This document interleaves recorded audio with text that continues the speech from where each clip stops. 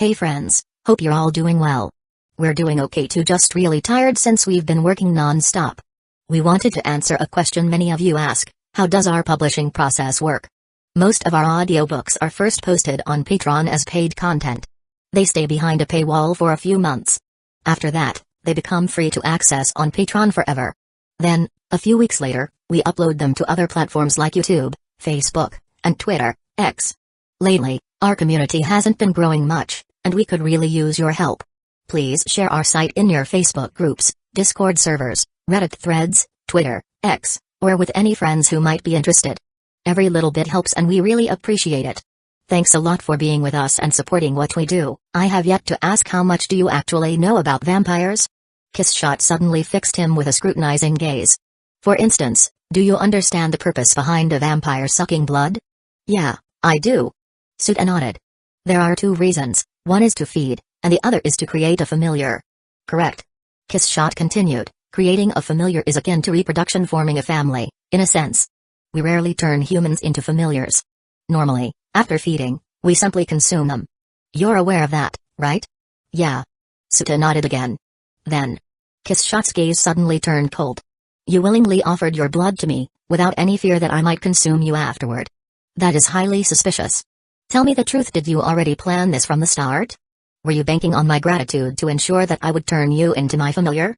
Kissshot needed to understand his motives. Her pride wouldn't allow herself to be manipulated like that, especially when it came to something as significant as creating a familiar. Suta immediately realized he had been misunderstood. He quickly shook his head and awkwardly explained, Ahem.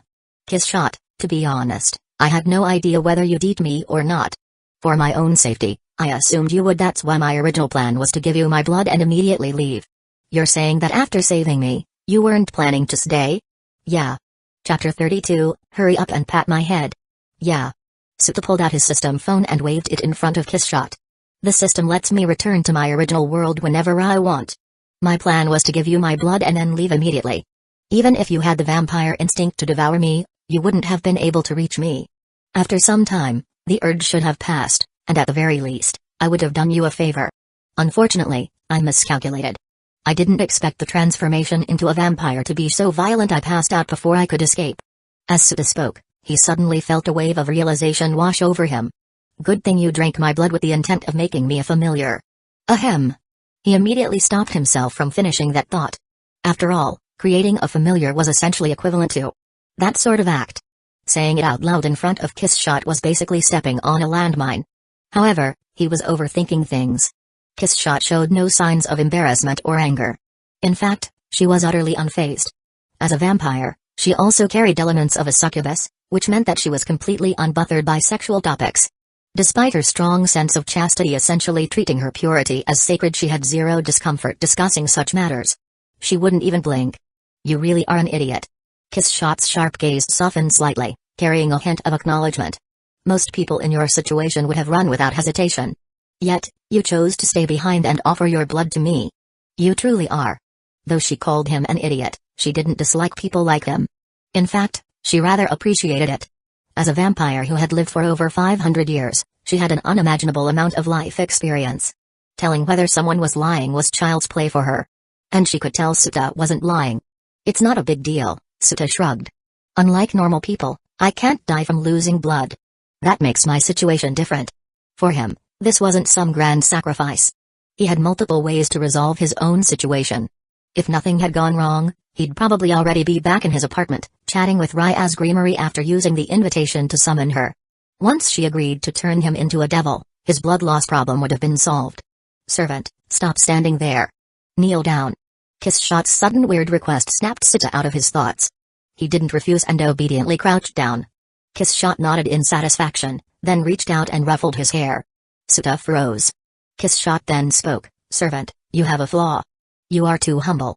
Or rather, you are too fixated on the idea that you are just an ordinary human. From my perspective, there are very few people who would do what you did unless they held special feelings for me. Suta. Kissshot might actually have some kind of mind-reading ability. As a hardcore otaku, Suta did have a natural affinity for fictional characters. When it came to helping them, his motivation was way higher than it would be for ordinary people. If Kissshot had been some hideous tentacle monster instead. Well. If he had the ability to save them, he'd probably still consider it. As my familiar, there's no need for you to act so humble in front of me. I've already acknowledged your character. If you deny it, wouldn't that be an insult to me? That would be very displeasing. Saving your pride, huh? Suta glanced at Kiss Shot's tiny arms and short little legs. Fine, fine. I promise I won't be humble anymore. I'm just a naturally kind person, okay? For some reason, he felt like he was humoring a child. His tone was almost fond. Kiss Shot noticed. She immediately clenched her teeth in frustration. Servant. You are being extremely disrespectful. It seems I must properly establish our hierarchy. She withdrew her hand from Suta's head. Then, she lifted her chin proudly and puffed out her chest. Well, she tried. Her chest was completely flat. Still, the attitude was there. She definitely had that vibe. Servant. Do not be fooled by my current form. I am a vampire who has lived for over 500 years. Suta cut her off. I know. It's actually 598 years, to be precise. Oh? Right. Your world has information about me. I almost forgot that. Kiss Shot maintained her dignified stance and continued, then you should understand, setting aside our master-servant relationship, as a newly turned vampire, you are not my equal. In terms of hierarchy, I am above you. Oh. Suta nodded indifferently. What is with that half-hearted response?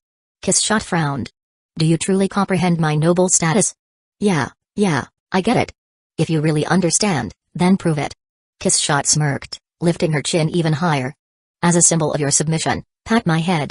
Suta stared at her. Wait, what?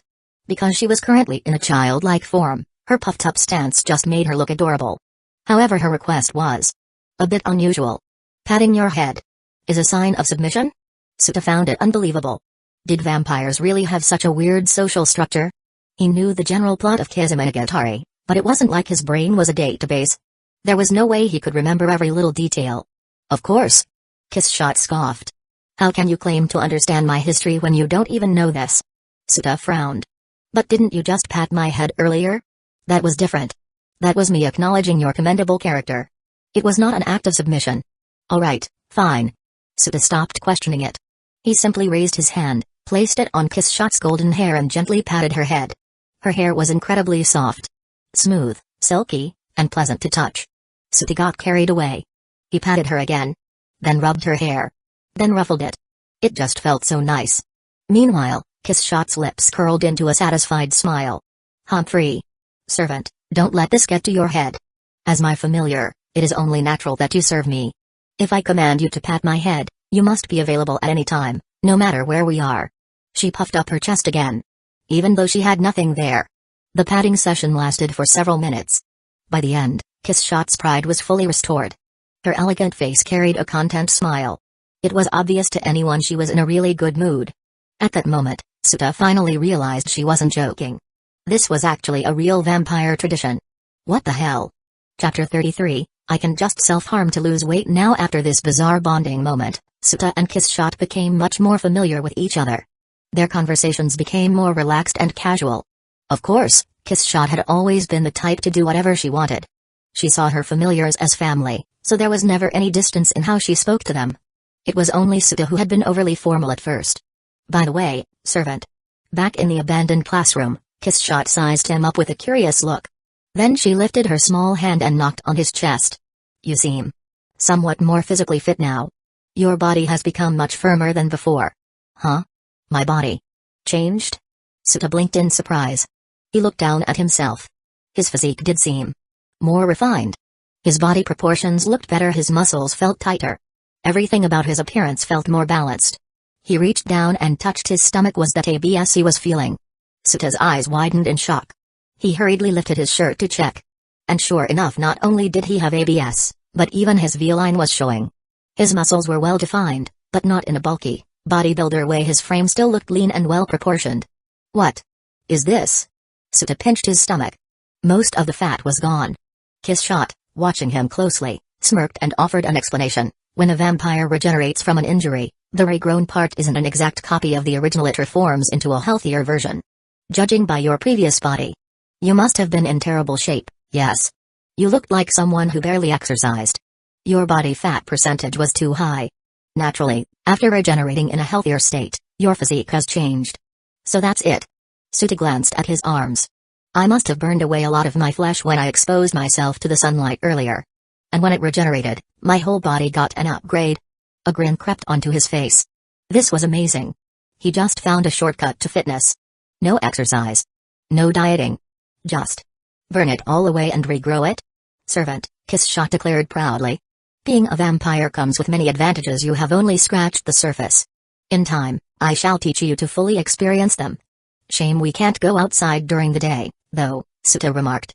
That's not necessarily true, Kiss Shot countered. We vampires fear the sun, not the daytime. There is a difference. As she spoke, she turned and began walking toward the exit. Come, servant. Where are we going? Suta followed curiously. I shall prove to you that vampires can walk under the daytime sky. With that, she ascended the stairs, leading them to the rooftop. Suta, intrigued, quickly caught up. By now, the clock read 7 p.m. The sun was setting. Golden light gradually withdrew from the town. From the rooftop of the abandoned cram school, they had a breathtaking view of the cityscape. Suta glanced around, taking in the sights.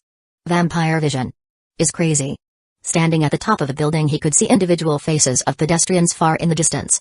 He could make out their expressions, their features. It was sharper than any telescope. For a moment, he felt something.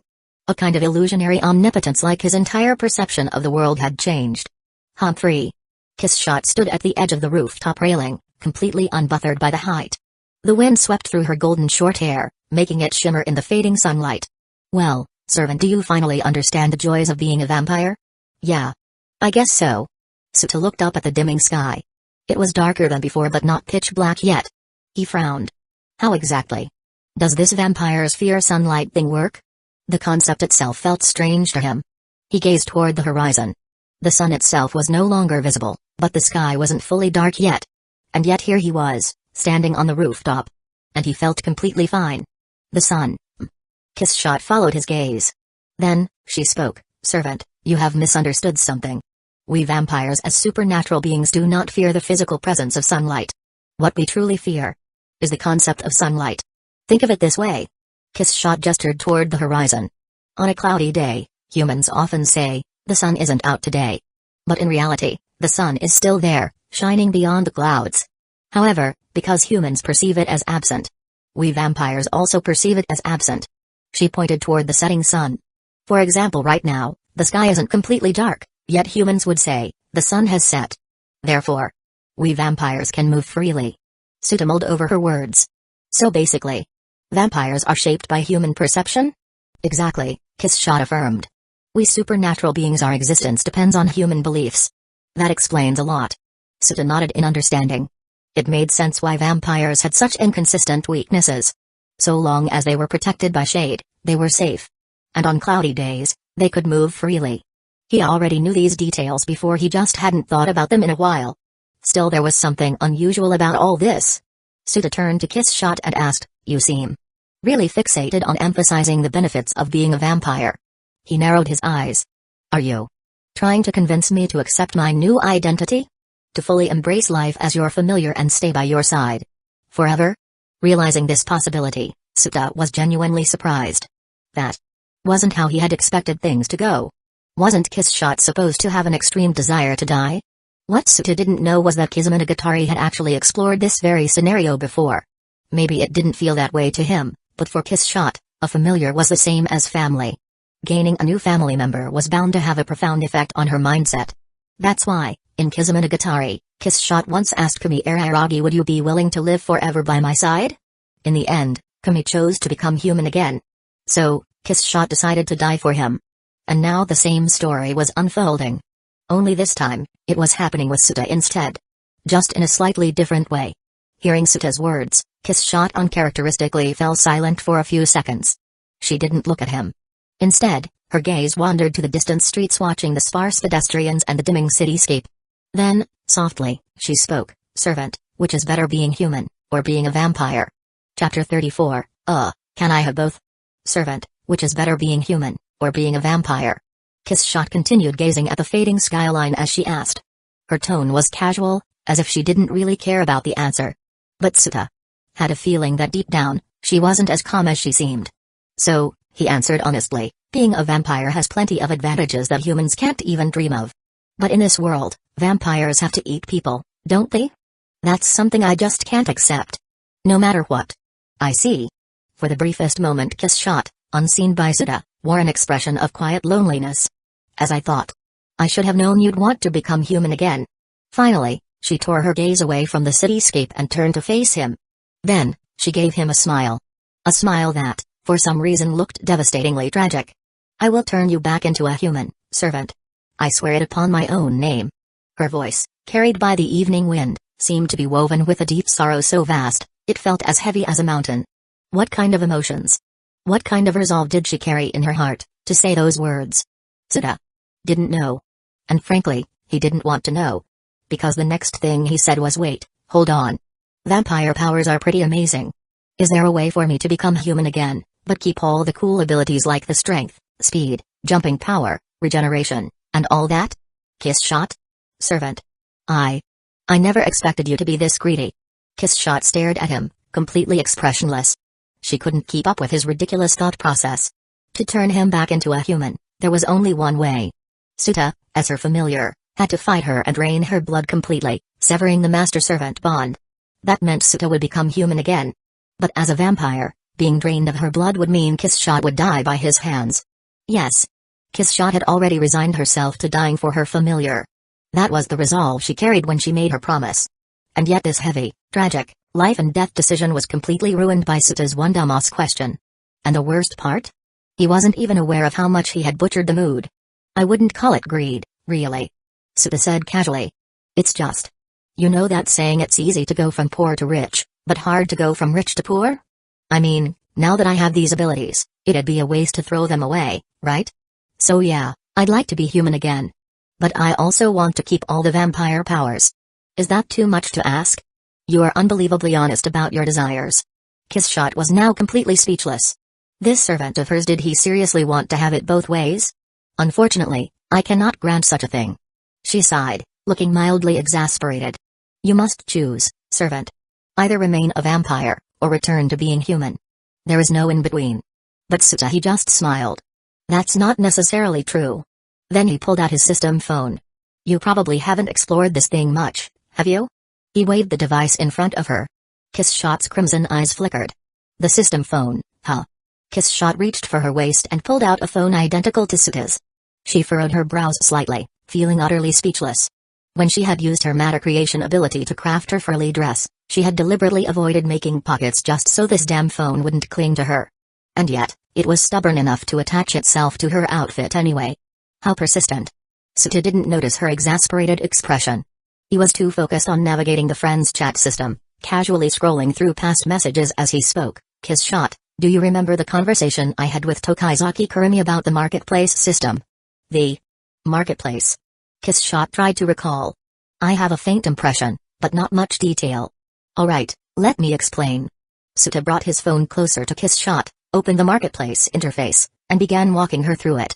On the screen, aside from the usual travel cards and invitation letters, there were 3 additional items: a bag of crispy noodles, a single 4th bullet, and 100 years of lifespan. Each had been uploaded by either him or Kurumi.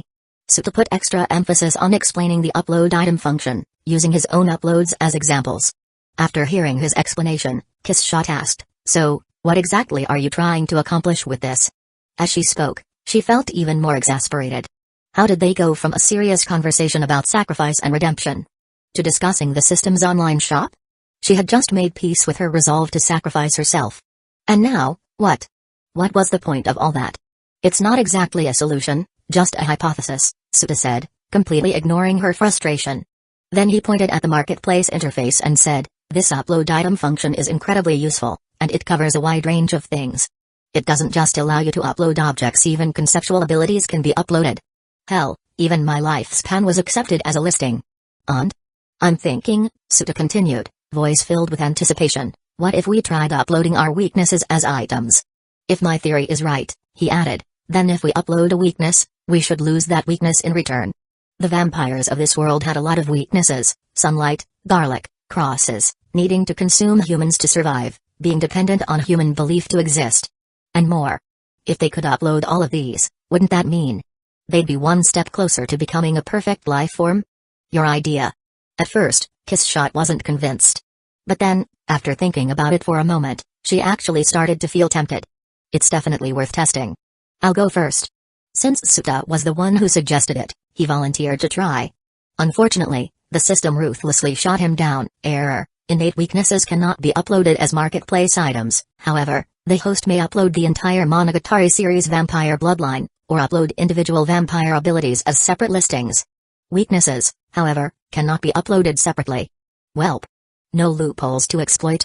Suta felt slightly disappointed but quickly relayed the message to Kissshot. Chapter 35, Vampires Won't Fear the Sun Anymore. Kissshot, while slightly disappointed, wasn't particularly bothered. Unlike Suta, she didn't care that much. After all, she still had suicidal tendencies. If the system took away her ability to sacrifice herself, she would actually be upset about it. Suta, on the other hand, took a moment to get over his disappointment. He had just been hoping for a freebie, a way for the system to erase his weaknesses for free. If he couldn't be a freeloader, though, it wasn't too big of a deal. After all, he had the entire anime multiverse to rely on. Fixing vampire weaknesses should be easy. Not to mention, he still had his unused invitation letter. If he just sent an invite to Rya's Creamery, she could turn him and Kissshot into devils. Wait. Suta suddenly paused. Would the devil race's characteristics be strong enough to override Kissshot's vampire weaknesses? If not, then the reincarnation could fail. Then again, that wasn't a big problem either. The anime world was huge. If Ryaz wasn't an option, he could just do a quick search and find tons of alternative solutions. Besides, once he completed this quest, he would earn 1,000 points and be able to buy a travel card. With that, he could freely choose his travel destination and time period. That was even more useful than an invitation letter. He could pinpoint the exact time and place that would make solving his problem as easy as possible. Wait. Quest rewards? Suta suddenly froze as he remembered something important. The solo quest that the system had assigned him. Didn't it promise more than just points? Aside from 1,000 points, the reward also included one immortal body evolution opportunity. When the quest first appeared, he had been too busy worrying about saving Kissshot to ask the system what it meant. Then, after she turned him into a vampire, he passed out for 2 days and completely forgot about it. Now that he thought about it, what did immortal body evolution even mean? Suta quickly asked the system, what exactly does the reward immortal body evolution opportunity do? Suta didn't waste time and asked directly. This reward allows an immortal body to evolve towards a more perfect state, eliminating any weaknesses caused by different world-setting limitations on immortality. Why does this sound like it was specifically made for vampires in this world? Suta was a bit surprised. Did the system already see through everything from the beginning? That said, he had to admit this reward was amazing. It was the perfect solution to his current condition. He wouldn't even need to use the invitation letter anymore. Oh, right, Suta asked again, will this kind of reward show up in future quests? He immediately thought of Kissshot. If the reward could appear again, then her weaknesses could be perfectly fixed as well. The appearance rate is random. However, the host does not need to worry. Once a special reward has appeared in a mission, it will become available for purchase in the marketplace after the mission is completed, using points. That answer reassured Suta. He even felt a little excited. After all, system marketplace items are infinitely purchasable. That meant, not only could Kissshot be saved, but if other vampire characters joined the friends chat in the future, like Arcuaid Brunistiot, who struggled with bloodlust, or Letitia Draculi, who feared the sun, their weaknesses could also be removed with ease. And it wasn't just vampires, any immortal beings with flaws could be fixed. For example, the demons in Demon's Lair, Kaimitsu no Yuta. Just as he was deep in thought, Suddenly, Suta felt a hard kick against his knee. The force was strong, making him wince slightly from the pain. He looked down and saw Kissshot, her cheeks puffed up in frustration, looking extremely displeased. Sorry. Suta awkwardly rubbed the back of his head. I was thinking about something. Suta. Kissshot narrowed her golden eyes.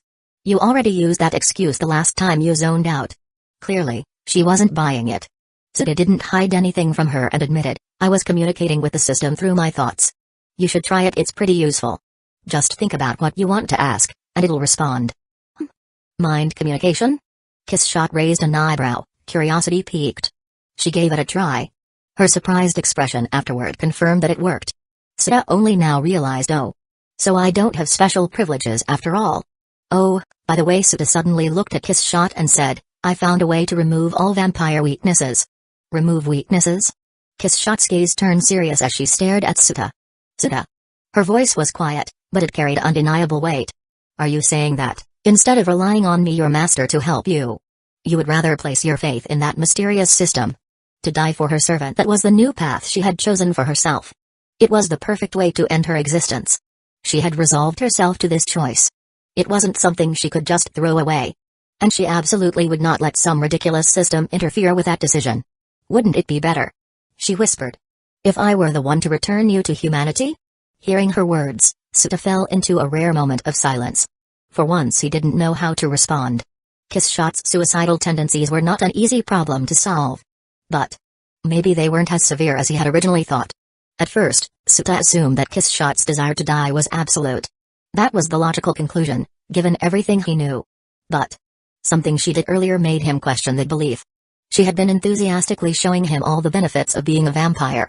Why? There was only one possible explanation. Maybe deep down she actually wanted someone to stay by her side. Someone to live with her. Someone who wouldn't leave her alone. A single person couldn't endure immortality. But two people could maybe support each other and keep going. That's what she was really thinking, wasn't it? If that was the case, then solving her inner conflict might not be as impossible as he first assumed. After about 10 seconds of silence, Suta finally lifted his gaze to meet Kishot's eyes. He spoke firmly. Kishot, do you know why I want to return to being human? Kishot's golden pupils flickered. You already told me. She responded. You don't want to drink human blood, so you reject being a vampire. Isn't that right? Suta nodded.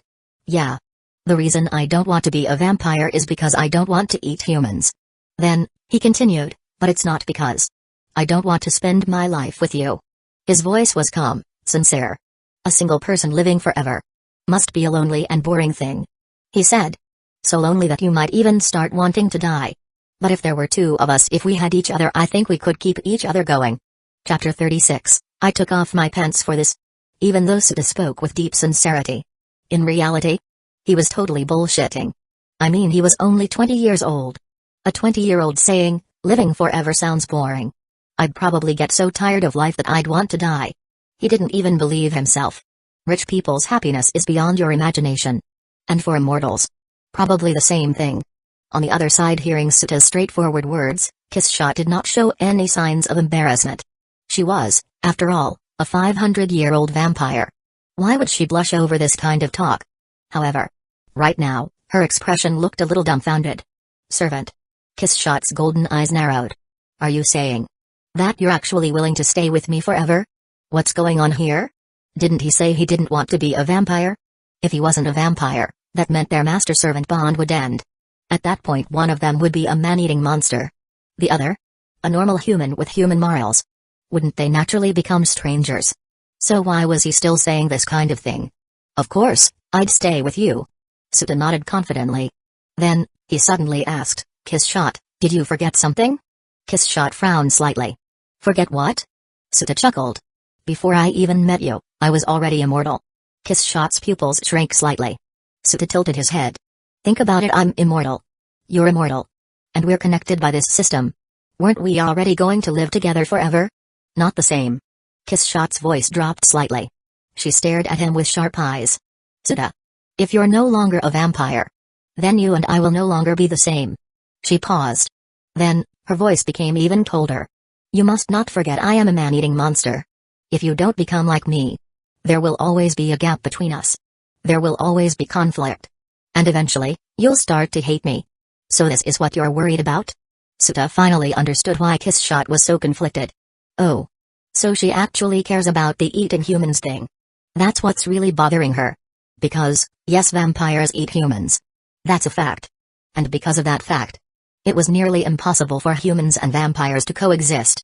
Even if a human said they didn't mind their vampire partner eating people, could they really be completely okay with it? Could they guarantee they wouldn't have even the slightest resentment? Suta was honest with himself. If he were in that situation, he'd probably feel some type of way about it too. Servant. Kishot's expression was serious. Her golden eyes shone with determination.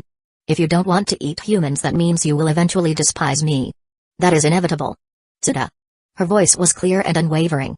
What you want is nothing but a foolish fantasy. If you want to stay by my side, then, you must first become a monster. When Suta had said he wanted to stay with her forever, Kishot had been genuinely moved. She had been alone for so long. No one had ever said anything like that to her before. Earlier when she had asked him, Do you want to be a vampire or a human? She wasn't just asking for his answer. She was using his answer to decide for herself. If he said vampire, then she would try to take the first step toward living, but since he chose human, she had no choice but to accept her fate and go through with her plan to die for him. That was how things were supposed to go. But then Suta completely ruined her plans. Because, for some reason, he didn't want just human. And he didn't want just vampire. No. He wanted both. I want to be a human. But with vampire powers. This guy is so greedy. Even Kiss Shot was speechless. She had no idea how to respond to this ridiculous train of thought. Suta. Kiss Shot's voice carried a hint of disbelief. Have you ever considered the opposite? Opposite? Suta blinked. What do you mean? I mean. Kiss Shot's golden eyes narrowed slightly. Instead of you becoming a monster like me, have you thought about making me like you? Someone who doesn't need to eat humans? Suta's lips curled into a smile. Exactly. Kiss Shot's expression shifted slightly. You mean to say she hesitated? That's even possible? I can't do it, Suta admitted. But. He casually pulled out his system phone and shook it in front of her face. We have this, don't we? The system can help us achieve that goal. Suta let out a tired sigh and gave her a helpless look. Honestly, I was trying to tell you that earlier. But you completely cut me off. The truth is, I already found a way to remove all the weaknesses of a vampire's body. That includes the need to eat humans. Kiss Shot fell silent. For some reason, she suddenly felt like everything was unreal. Wait. So, my problem is solved? Just like that? I made up my mind. And now you tell me this? Kiss Shot was speechless. She had already made such a huge decision. And now Suta suddenly drops this bombshell on her? Servant. Kiss Shot's golden eyes narrowed, her expression unreadable. You are truly a... She exhaled deeply, as if trying to contain her frustration. A truly headache-inducing man. Why didn't you tell me this earlier? I tried. Suta spread his hands, looking helpless. I was literally about to say it. But then you cut me off with your drac off. With your very passionate speech. Kiss Shot's eyes narrowed dangerously. Servant. Her voice dropped into a deadly calm. What exactly were you about to say? Were you about to call me dramatic? Absolutely not. Suta swiftly changed the topic. But. For my plan to work, you can't be too attached to your identity as a vampire. And you can't actually enjoy eating people. Suta looked at her seriously. His voice was calm but firm. So tell me, Kiss Shot, what's your answer? Suta felt confident in her response. After all, in the original story, it was mentioned many times that Kiss Shot hated unnecessary killing. If she could avoid it, she would. So of course, she didn't actually enjoy eating humans. However, Kiss Shot's actual answer caught Suta completely off guard. I feel annoyed right now. After a short pause, Kiss Shot huffed. She turned her head away, refusing to meet his eyes. Then she reverted to her usual, high and mighty tone. So. She sniffed. I refuse to answer you. She was clearly rejecting the conversation. Suta stared at her for a moment. Then oh. Right. She's a textbook tsundere. Of course she's acting like this. She probably maybe most likely kind of sort of wanted to agree. But she just needed time to process it. Suta sighed in relief. Honestly, this entire situation felt too surreal. The hardest part of the mission, solving her emotional baggage, was it really this easy to clear? A strange silence settled between them. It stretched on. And on. Until the sun completely set. The red hues of dusk faded into darkness. The night sky covered the town in shadows. Then, finally, Kiss Shot turned back to him. Her golden eyes locked onto his. Her voice was calm but resolute. Servant. She took a deep breath. Tell me about this method you found. Hearing this, Suta smiled. A small, quiet smile. But a genuine one. No problem. Chapter 37, Kurami. Romance Master 9, p.m. Under the moonlight and street lights, Suta wandered through the night streets. This town was practically countryside, far from the lively, neon-lit nightlife of the city. By this hour, there were barely any people outside. Only a handful of pedestrians walked the quiet streets. The town felt calm. Suta glanced around. Are those 3 vampire hunters really gonna show up? The night sky covered the town like a blanket.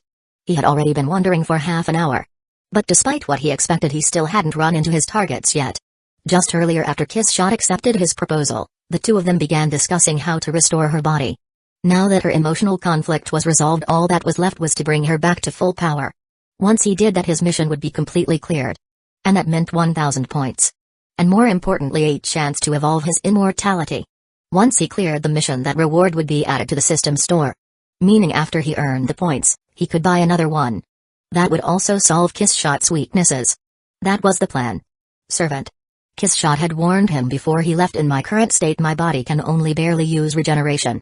Other than that I cannot use any of my vampire powers. Therefore Kissshot's tone was clear and commanding. The task of retrieving my limbs from those vampire hunters falls entirely to you. Don't worry about fighting them. Kissshot had smirked. Servant, you might not realize this yet, but if you actually fight seriously, those three brats are nothing to you. Besides. She tilted her head slightly, eyes gleaming with amusement. Didn't you say you have superpowers, too? Suta nodded. Yeah. I can accelerate, slow down, and briefly stop time for objects.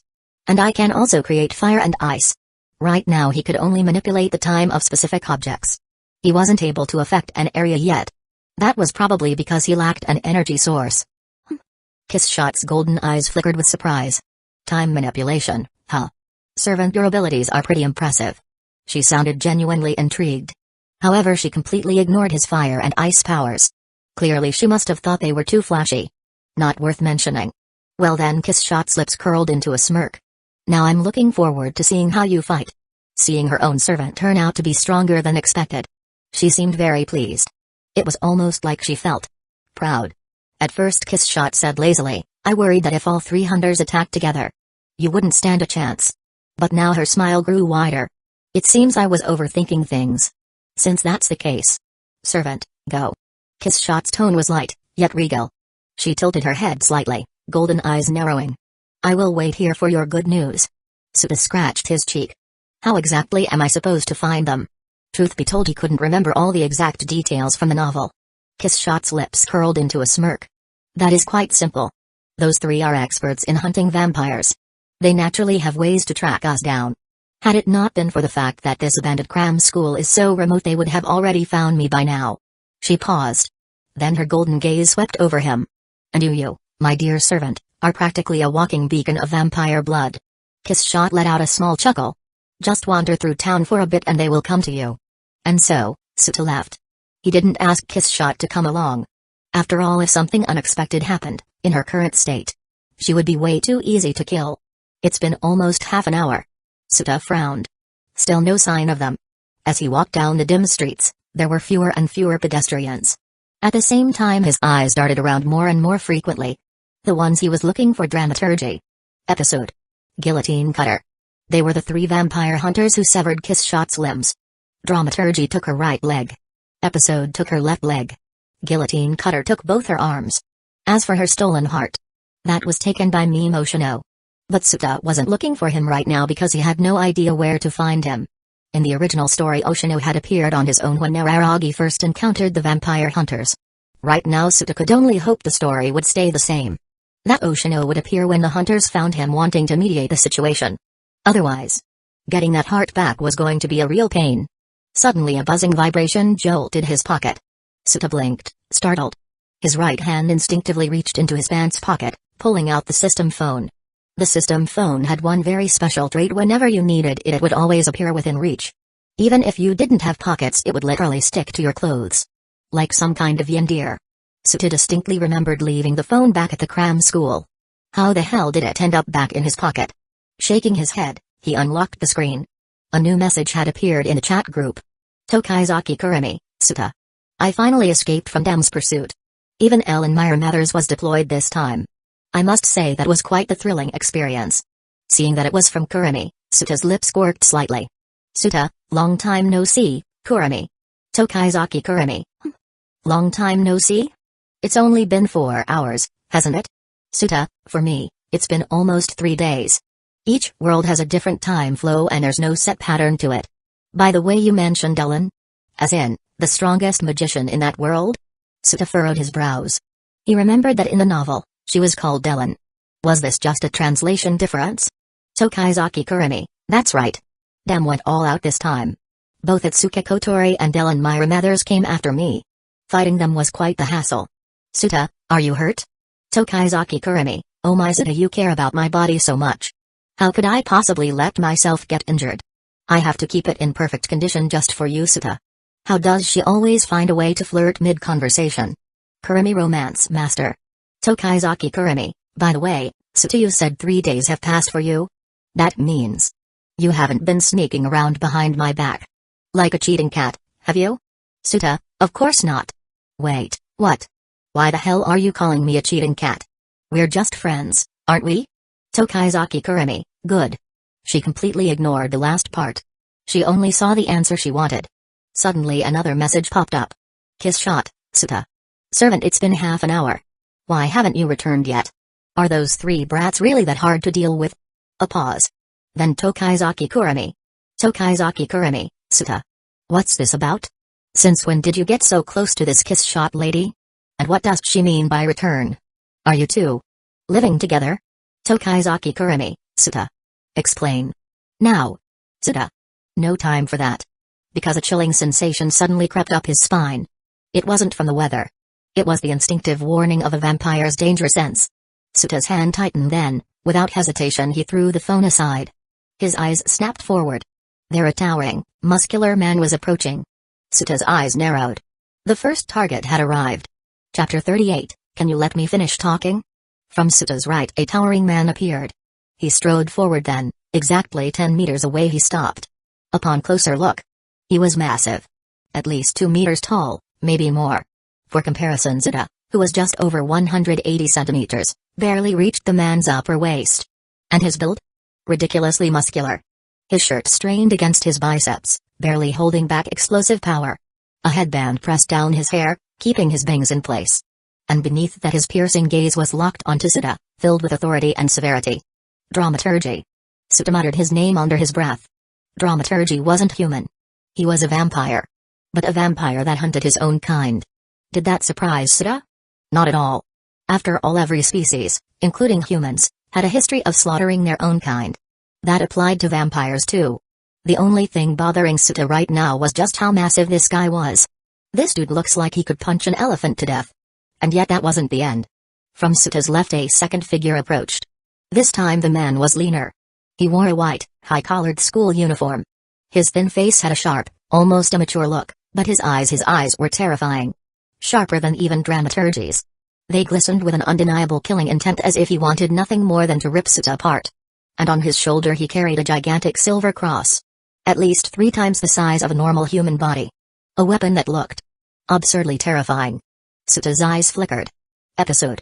A half-human, half-vampire hybrid who absolutely despised vampires. And then from behind Suta a third man approached. His hair was spiky, almost porcupine-like. A clergyman's robe draped over his figure. But unlike the other two, he gave off a gentle aura, his gaze wasn't sharp, and his expression was almost kind. But Suta knew better. This man was Guillotine Cutter. The one who stole Kiss Shot's arms. Suta remembered him best. Because out of all the characters in Kizumonogatari, Guillotine Cutter was the only one who actually died. The only one who got eaten alive. Literally. The 3 vampire hunters closed in. Suta was surrounded. A mouse trapped in a cage. Did he panic? No. Because he had no intention of running away. Right now he was forcing himself to believe these guys are weak. These guys are trash. I can take them down easily. He repeated it in his head, over and over until his confidence surged. I can win. This is not a hallucination. The tension eased. His nerves were still tight, but his mind was completely focused. For his first real fight he was ready. Huh? What's up with this guy? The first to speak was Episode, the one carrying the huge cross. He's not even Kiss Shot herself, right? He sneered. Who the hell is he? Some random guy? This is hilarious. He should be her familiar. Dramaturgy's deep voice responded. He was much calmer than Episode. His serious tone carried authority. A surprisingly intelligent remark from a man who looked all muscle, no brain. You are correct. Guillotine Cutter, the priest, spoke next. His soft voice contrasted the other two. This town is too remote. A random vampire wouldn't just appear here. This young man is undoubtedly Kiss Shot's familiar. The 3 of them spoke casually, as if Suta wasn't even standing there. They didn't see him as a threat. They thought he was just a weak little vampire. A hopeless pawn. Episode clicked his tongue. His expression darkened. Oi, Kiss Shot doesn't make familiars, right? What's with this guy? This is hilarious. She was probably cornered. Dramaturgy crossed his arms. Desperate enough to make a servant. After all, she has no arms or legs. She needed someone to replace them. TCH. Episode scowled. A legendary vampire. And she's reduced to this. He grinned cruelly. That's just hilarious. Episode sneered in disdain. Suta couldn't help but glance at this oddball. Seriously, how obsessed was this guy with saying hilarious all the time? And that smug, condescending look on his face? It was really starting to get on Suta's nerves. He made up his mind if he got the chance, he was going to beat this guy so badly his own mother wouldn't recognize him. Finding Kiss Shot now that she's lost her vitality won't be easy, Guillotine Cutter suggested. So, I propose we don't kill this young man immediately. Let's keep him alive, extract Kiss Shot's location from him, and then deal with him. I agree, the massive figure of dramaturgy nodded. Leave the interrogation to me. As a vampire myself, I know how to make another vampire talk quickly. Oh? If the interrogation job is taken, then I'll handle disposing of him, Episode said with a smirk, spinning the massive cross resting on his shoulder. I hate bullying the weak, but vampires are an exception.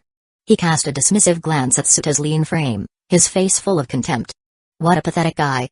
Hyleruck? Before Episode could finish his sentence, a foot rapidly expanded in his vision. A split second later, it slammed directly into his face.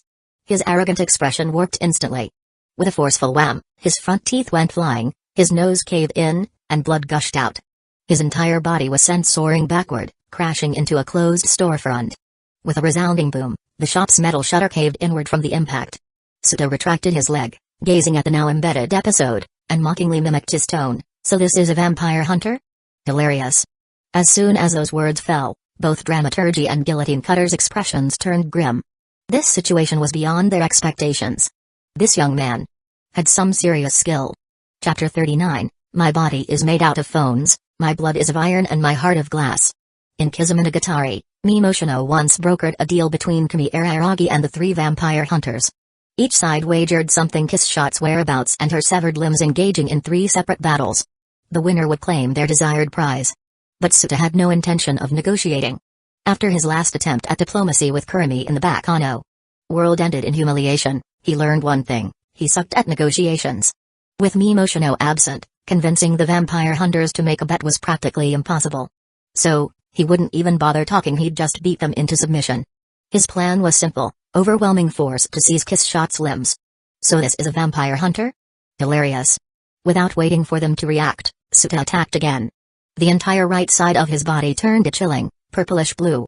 An icy aura radiated from him, sending shivers through the air. While you were wasting time talking, I was already preparing my attack. Suta smirked tauntingly. Don't you guys feel like it's gotten a lot colder? Move. Dramaturgy sensed danger and immediately dropped his dismissive attitude. He shouted to Guillotine Cutter and charged at Suta. But Suta was faster. He stomped forward, and freeze. From the point where his foot landed, thick ice rapidly spread outward. The frozen ground extended instantly, trapping both Dramaturgy and Guillotine Cutter within its reach. The ice climbed up their legs, freezing muscles, halting blood flow, and pushing their bodies toward necrosis. As an ordinary human without supernatural abilities, Guillotine Cutter had no chance. He was frozen into a solid block of ice on the spot. Poor guy didn't even get a chance to fight before Suta took him out of the match. Humphrey. A mere trick. Dramaturgy's colossal frame twisted, shattering the ice encasing him. Chunks of frozen flesh tore away, but he didn't even flinch. The moment he broke free, he lunged at Suta, shaking the ground beneath his massive footsteps. His arms transformed into gigantic, flame-shaped great swords. Vampires had the ability to shapeshift, turning into mist, darkness, or even altering their own body composition. Dramaturgy had reshaped his arms into massive, blazing swords. Charging forward, he swung his twin blades in a devastating diagonal slash. The air seemed to be split in two, a deafening whoosh resounding from the impact. Zawarudo. Suta suppressed the instinct to dodge by rolling away and instead let out a seemingly nonsensical shout, at least from Dramaturgy's perspective. But he wasn't just being a Chunabayo, he was using Dio's energy to psych himself up while activating his time manipulation ability. In the next instant, Dramaturgy's entire body defied inertia and stopped completely still. His fierce expression froze on his face. With the monstrous energy of his vampire body, Suta could halt him for at least 5 seconds, but he didn't intend to waste that much energy. In just 1 second, he stepped into Dramaturgy's guard, slipped into his midline, and drove his tightly coiled right fist forward. Boom. Several tons of force erupted in a single point. Dramaturgy took a direct hit to the gut. At the exact same moment, Suta released his time stop. The massive vampire's stomach caved in, Suta's fist sinking deep into his abdomen. A pained expression contorted Dramaturgy's face, and a muffled groan escaped his lips. Before he could even process what had happened, the sheer impact launched him backward, slamming him into the icy ground, sending shards of frozen debris scattering. "What did you just do?" Dramaturgy roared as he staggered back to his feet. Despite the deep wound in his abdomen, it wasn't as serious as it seemed for someone of his massive physique. Suta, of course, wasn't about to answer that question. Who in their right mind explains their skills to an enemy? Instead, he furrowed his brows. Dramaturgy had greater raw strength than him, his attack power was high, and he could take a hit without much issue. Close combat was not an option. After all, if Suta kept slowing time to evade his attacks, he'd run out of energy fast. Sure, even if those flame-shaped great swords did hit him, he wouldn't die, but it would still hurt like hell. With that in mind, Suta activated time acceleration on himself. In an instant, 1 second in the outside world became several seconds for him. His already insane vampire speed multiplied several times over. His figure blurred, vanishing from Dramaturgy's view. Within a fraction of a second, he had retreated dozens of meters away. If close combat won't work, Suta turned back toward his vampire hunter opponent. "I'll just attack from a distance." As Dramaturgy turned his glare toward him, Suta casually reached into his pocket. He had thrown his phone aside earlier, yet at some point, it had magically returned to his pocket. A signature trait of the system phone. Meanwhile, Dramaturgy, having regained his stance, was already charging toward him, flaming swords blazing. Suta locked onto him with his vampire-enhanced vision. Then he tightly gripped the indestructible system phone and hurled it forward with all his might. Swoosh! Propelled by several tons of force, the phone sliced through the air, whistling at supersonic speeds as it blasted toward Dramaturgy. The flying object struck the charging vampire dead in the eye. Splat! His eyeball collapsed inward, part of his skull shattered, and blood splattered everywhere. The massive vampire let out a deep, pained howl. "Oh? This actually works?"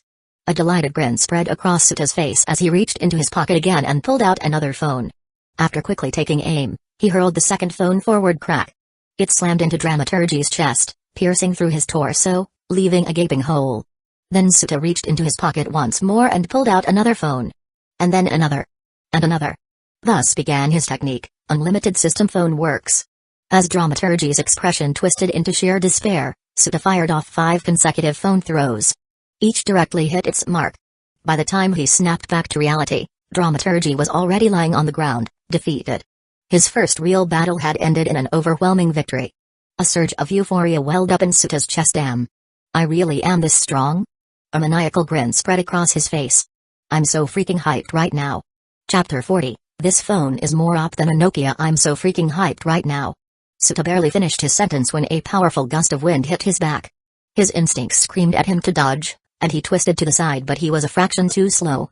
Something heavy slammed into his back, sending him stumbling forward. Boom! A thunderous crash followed as the massive object hit the ground. Suta winced, rubbing his back, and turned toward the source of the attack. A giant cross lay embedded in the pavement. Episode. "Looks like that kick earlier wasn't enough to finish you off. Humphrey, I didn't expect you to have that kind of ability. But if you think you can take me down with just that one attack, that's freaking hilarious." Episode's figure appeared beside the massive cross. He hadn't walked over, he had materialized out of thin air beside it, picking up his cross and hoisting it over his shoulder. A cross was supposed to be a vampire's weakness. However, as a half-vampire, Episode had human blood in his veins, which meant he didn't have that weakness. So, he could carry a cross and use it as a bludgeon, throwing and smashing it at enemy vampires with reckless abandon. It was a crude and brutally simple attack method, but it was unbelievably effective. For a normal vampire, getting hit even once would likely mean they'd never get back up. Because injuries inflicted by a cross were almost impossible to heal, even with regeneration. But for Suta? That was a different story. Sealing a vampire's regeneration? That has nothing to do with my cellular reconstitution ability. So you're using mist form to move around, huh? Suta muttered as he grabbed his phone and hurled it straight at Episode's face. At the exact same time, Episode threw his cross at him. It seemed they had the same idea. Bam! The phone and the cross collided midair, sending sparks flying. Naturally, the phone was sent flying away. But the cross continued hurtling toward Suta. Suta activated time acceleration, dodging it with ease, then bent his knees and launched himself straight at Episode. He threw a kick directly at his face. Episode immediately missed it, and Suta's kick passed right through him. Ha ha ha ha. Useless, useless. That attack pattern is so predictable. I can't believe dramaturgy actually lost to you. Freaking hilarious. Episode rematerialized next to his cross, picked it up, and prepared to throw it again. In a way, his fighting style was almost identical to Suta's. Except Suta didn't have to go pick up his projectiles. Is that so? I'll make sure you're not laughing in a second. Suta accelerated his time again, effortlessly dodging another thrown cross. Then, he raised his left hand in his palm, small embers flickered in and out of existence. His half-cold half-hot quirk activated. The embers gradually gathered together, forming a swirling mass of gold and red flames. Suta poured more power into his quirk, causing countless tongues of fire to manifest out of thin air, scorching the pavement beneath them. The surrounding temperature skyrocketed. The flames grew larger and larger, more and more intense. Let's see you handle this one. Suta swung his left arm forward, commanding a wave of fire to surge outward. A searing heat wave rolled forward, slicing through the air like blades. Episode realized he was in danger and immediately turned to mist, abandoning his cross. Episode, it looks like you failed physics class. You seriously thought mist form was a good idea? Bathed in flames, Suta looked like a god of fire. The fiery glow reflected in his eyes, complementing his mocking smirk. Mist is just tiny droplets of water now, get yourself evaporated. Suta expanded the burning inferno, engulfing the entire area in a blazing sea of flames. The fire raged through the night, devouring the air itself. The ground below them blackened and cracked from the sheer heat intensity. The temperature kept rising. A scream tore through the inferno. In the next moment, Episode rematerialized behind Suta, just a few meters away, but his condition was utterly miserable. His entire body was burned to a crisp. And some of his limbs were straight up missing. Most likely, the parts of him that had turned to mist were completely vaporized. With his half-baked regeneration, there was no way he'd recover from this anytime soon. At the very least, he was out of commission for a week. This is a vampire hunter? Freaking hilarious. Suta walked up, ignoring Episode's humiliated expression, and grabbed him by the leg, dragging him across the pavement toward dramaturgy's fallen body. Once he arrived, Suta unceremoniously tossed Episode next to the downed vampire hunter. Now, the two of them lay there pathetically, looking as miserable as could be. Oh right. Guillotine Cutter isn't dead, is he? Suta finally remembered the third guy he had frozen solid earlier. Without wasting time, he activated his quirk again, melting the ice surrounding Guillotine Cutter's frozen body, releasing him from his icy prison. The priest's entire body was frostbitten and necrotic, and he was completely unconscious. Suta dragged him over to Episode and dramaturgy's beaten bodies. Then, just for good measure, he smacked him across the face a few times to wake him up. Then, Suta cracked his knuckles, the crisp sound echoing in the silence as he stared down at the three men. I have only one demand. Suta raised a single finger and declared, give me back Kissshot's arms and legs, and I'll spare your lives. After saying this, even he felt a little helpless. If only he had some kind of hypnosis ability. While vampires did possess mind control powers, they could only turn people into mindless puppets, unable to actually alter their thoughts. Moreover, even among pure-blood vampires, only a select few with special bloodlines could use such abilities. Suta definitely wasn't one of them. So, he had no choice but to go with the most primitive method. Humphrey, do you think a little threat like that will scare me? That's freaking hilarious. Episode glared defiantly at Suta. Without saying another word, Suta simply picked up his system phone and chucked it right at Episode's face. Whack. Whack. Whack. A few more well-placed throws later, Episode's head was covered in blood, and he was howling in pain. He quickly shut his mouth. Suta then turned his gaze to dramaturgy, casually tossing the phone up and down in his hand, as if weighing it. Dramaturgy's eye twitched before he quickly spoke up, I'm willing to return Kissshot's right leg. Just spare my life, I won't go after you again. Oh? You're surprisingly quick to surrender. Suta raised an eyebrow. He hadn't expected this huge, intimidating guy to fold so fast. It completely clashed with his tough guy image. But after thinking back to the original story, Suta understood. Yeah, this guy was a total pushover. He had only bullied newbie vampire Kami Araragi because he thought he had more experience. But the moment he realized how insane Kami's regeneration and strength were, he immediately surrendered.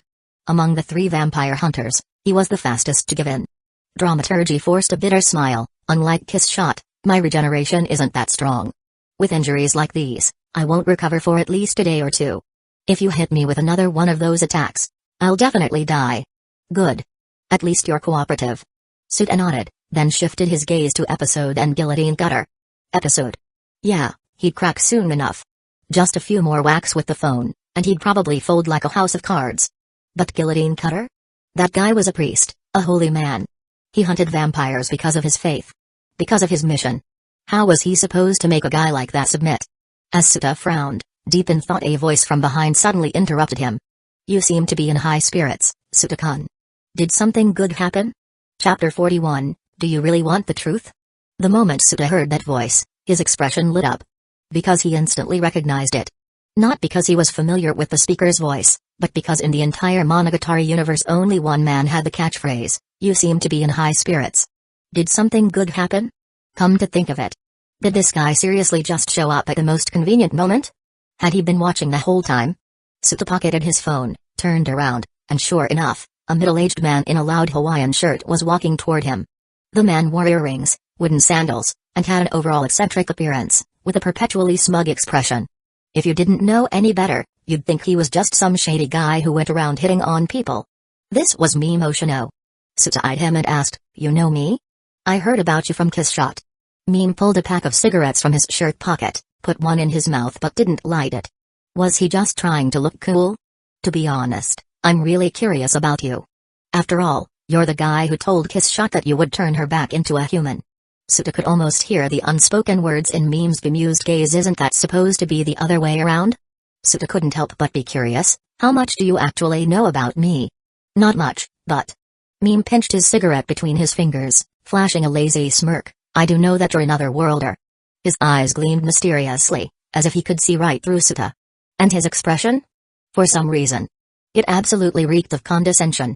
It made Suta really want to chuck a phone at his face. After a brief pause, Suta decided to test him. Or rather mess with him. Oh, so you know I'm from another world? Suta mused. Then he smirked and continued, Then that means you also know that my world is the real world and that this world is nothing more than a fictional story. That there are countless other fictional worlds like this one. And that you yourself are nothing more than a fictional character. Mime Oshino, apostrophe. Hold on. Did I just hear something absolutely insane? Whoa, Suta-kun. Mime waved a hand, his usual smug grin faltering. You're not seriously telling me that all of it is true, are you? Mime Oshino rarely showed surprise. That was because he understood the supernatural beings of this world. Whenever something strange happened, it was always linked to some kind of oddity and thus, it all fell within the realm of his common sense. So, he never found things surprising. But what Suta just said was way too absurd. I am a character from a fictional work? Mime Oshino asked, genuinely intrigued. If anyone else had said this, he definitely wouldn't have believed it. But Suta was a recognized otherworlder, someone Kiss Shot herself had acknowledged. His words carried weight. Suta nodded seriously, Yep. I even know what happens to you in the future. You end up falling in love with your old classmate, Ki Diashu. Ki, out of love for you, undergoes gender reassignment surgery. Eventually, the two of you have a child. And you name your kid Mumu Oshino. Mime Oshino, apostrophe. Alright. Clearly, that was total bullshit. Mime wasn't mad, just slightly surprised. Suta didn't seem like the type to joke around with strangers. And yet, this was their first ever meeting. So, did that mean his whole fictional character claim was real? Mime thought for a moment. Then he decided to set the topic aside for now. He could always ask about it later. Glancing past Suta, Mime smirked knowingly, Looks like you're in a bit of trouble, Suta-kun. If you're struggling to get Kiss Shot's limbs back, I might have a suggestion for you. Mime Oshino, the negotiation expert in the end, Mime handled the negotiations. After Suta accepted his suggestion and let him talk things out with Guillotine Cutter, he successfully got Kiss Shot's arms back. As for the other two hunters, they didn't even need negotiations. Dramaturgy was a coward. He had already agreed to return Kiss Shot's right leg. And episode? After a few more system phone smashes to the face, he shut up and complied. Like some kind of masochist, all it took was a good beating. But Guillotine Cutter, that guy was a holy man, a priest. He hunted vampires because of his faith and mission. He was like a stubborn, unmovable stone in a filthy toilet.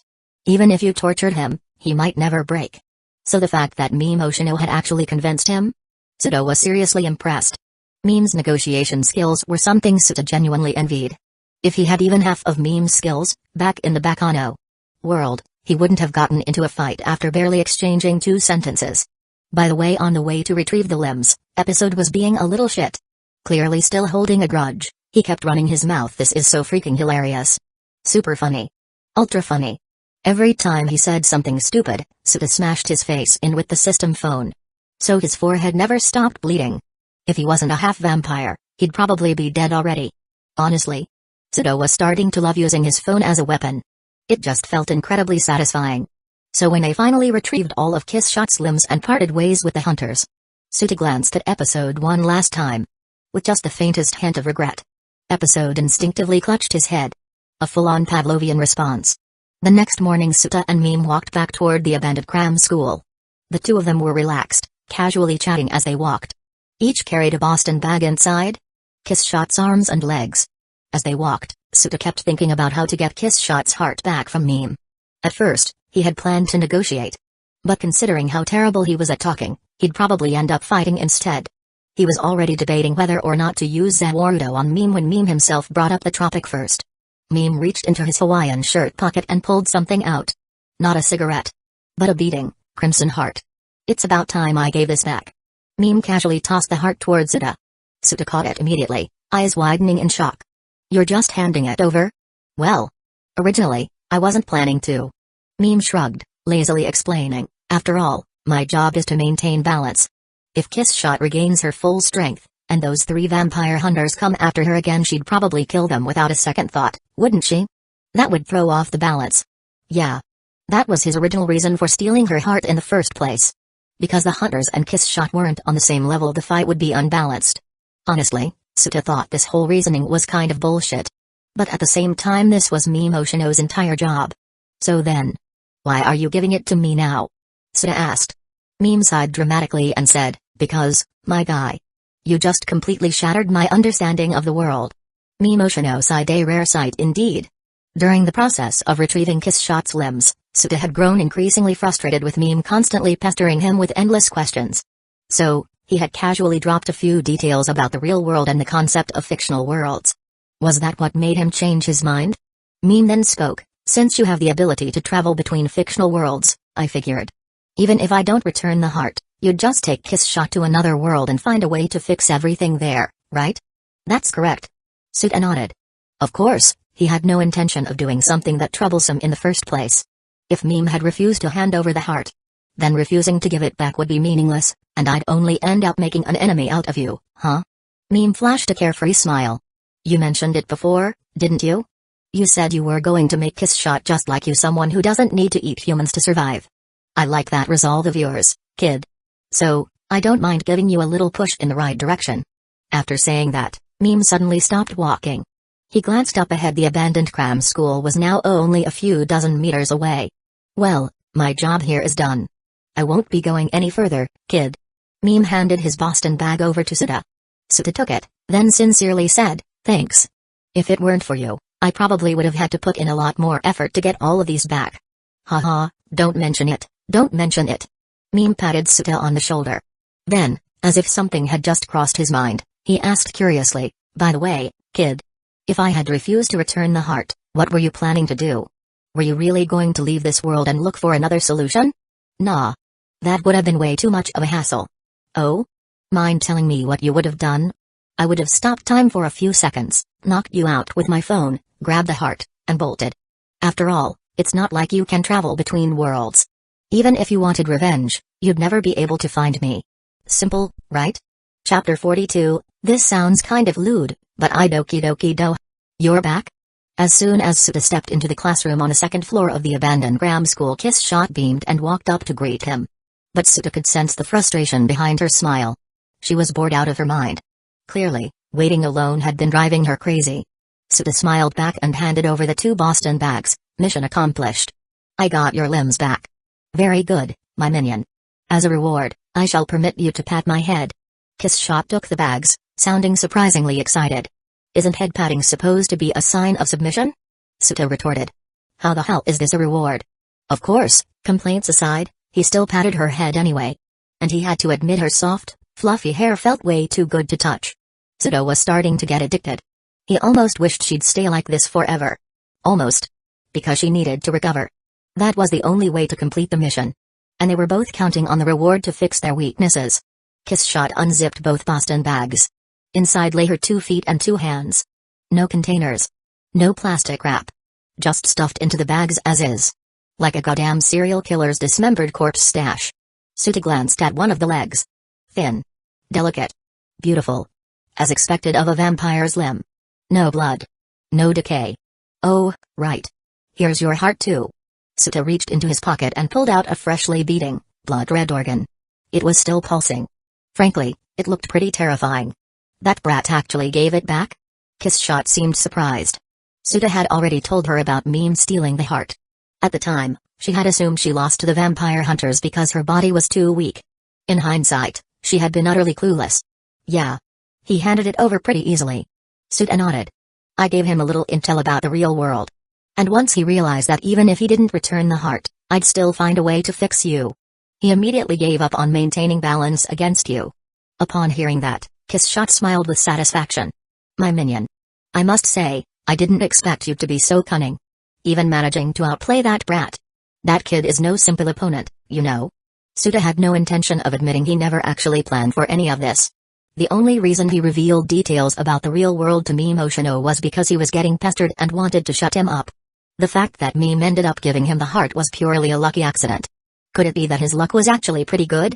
Of course, even if Meme had refused to hand it over, it wouldn't have mattered. Because his new combat styles Awardo plus Infinite Finitasm was not to be underestimated. No heart? Then I'll just bash your skull in. By the way, Kissshot suddenly asked, that brat didn't come up with you? Is he afraid I'll take revenge after I recover? He said his job was done, so he wouldn't. Halfway through his sentence, Suta froze. Wait a minute, could it be that Meme didn't come up because he was scared? Thinking it over, it actually made a lot of sense. After all, the only reason he managed to steal Kissshot's heart in the first place was because he did it in secret.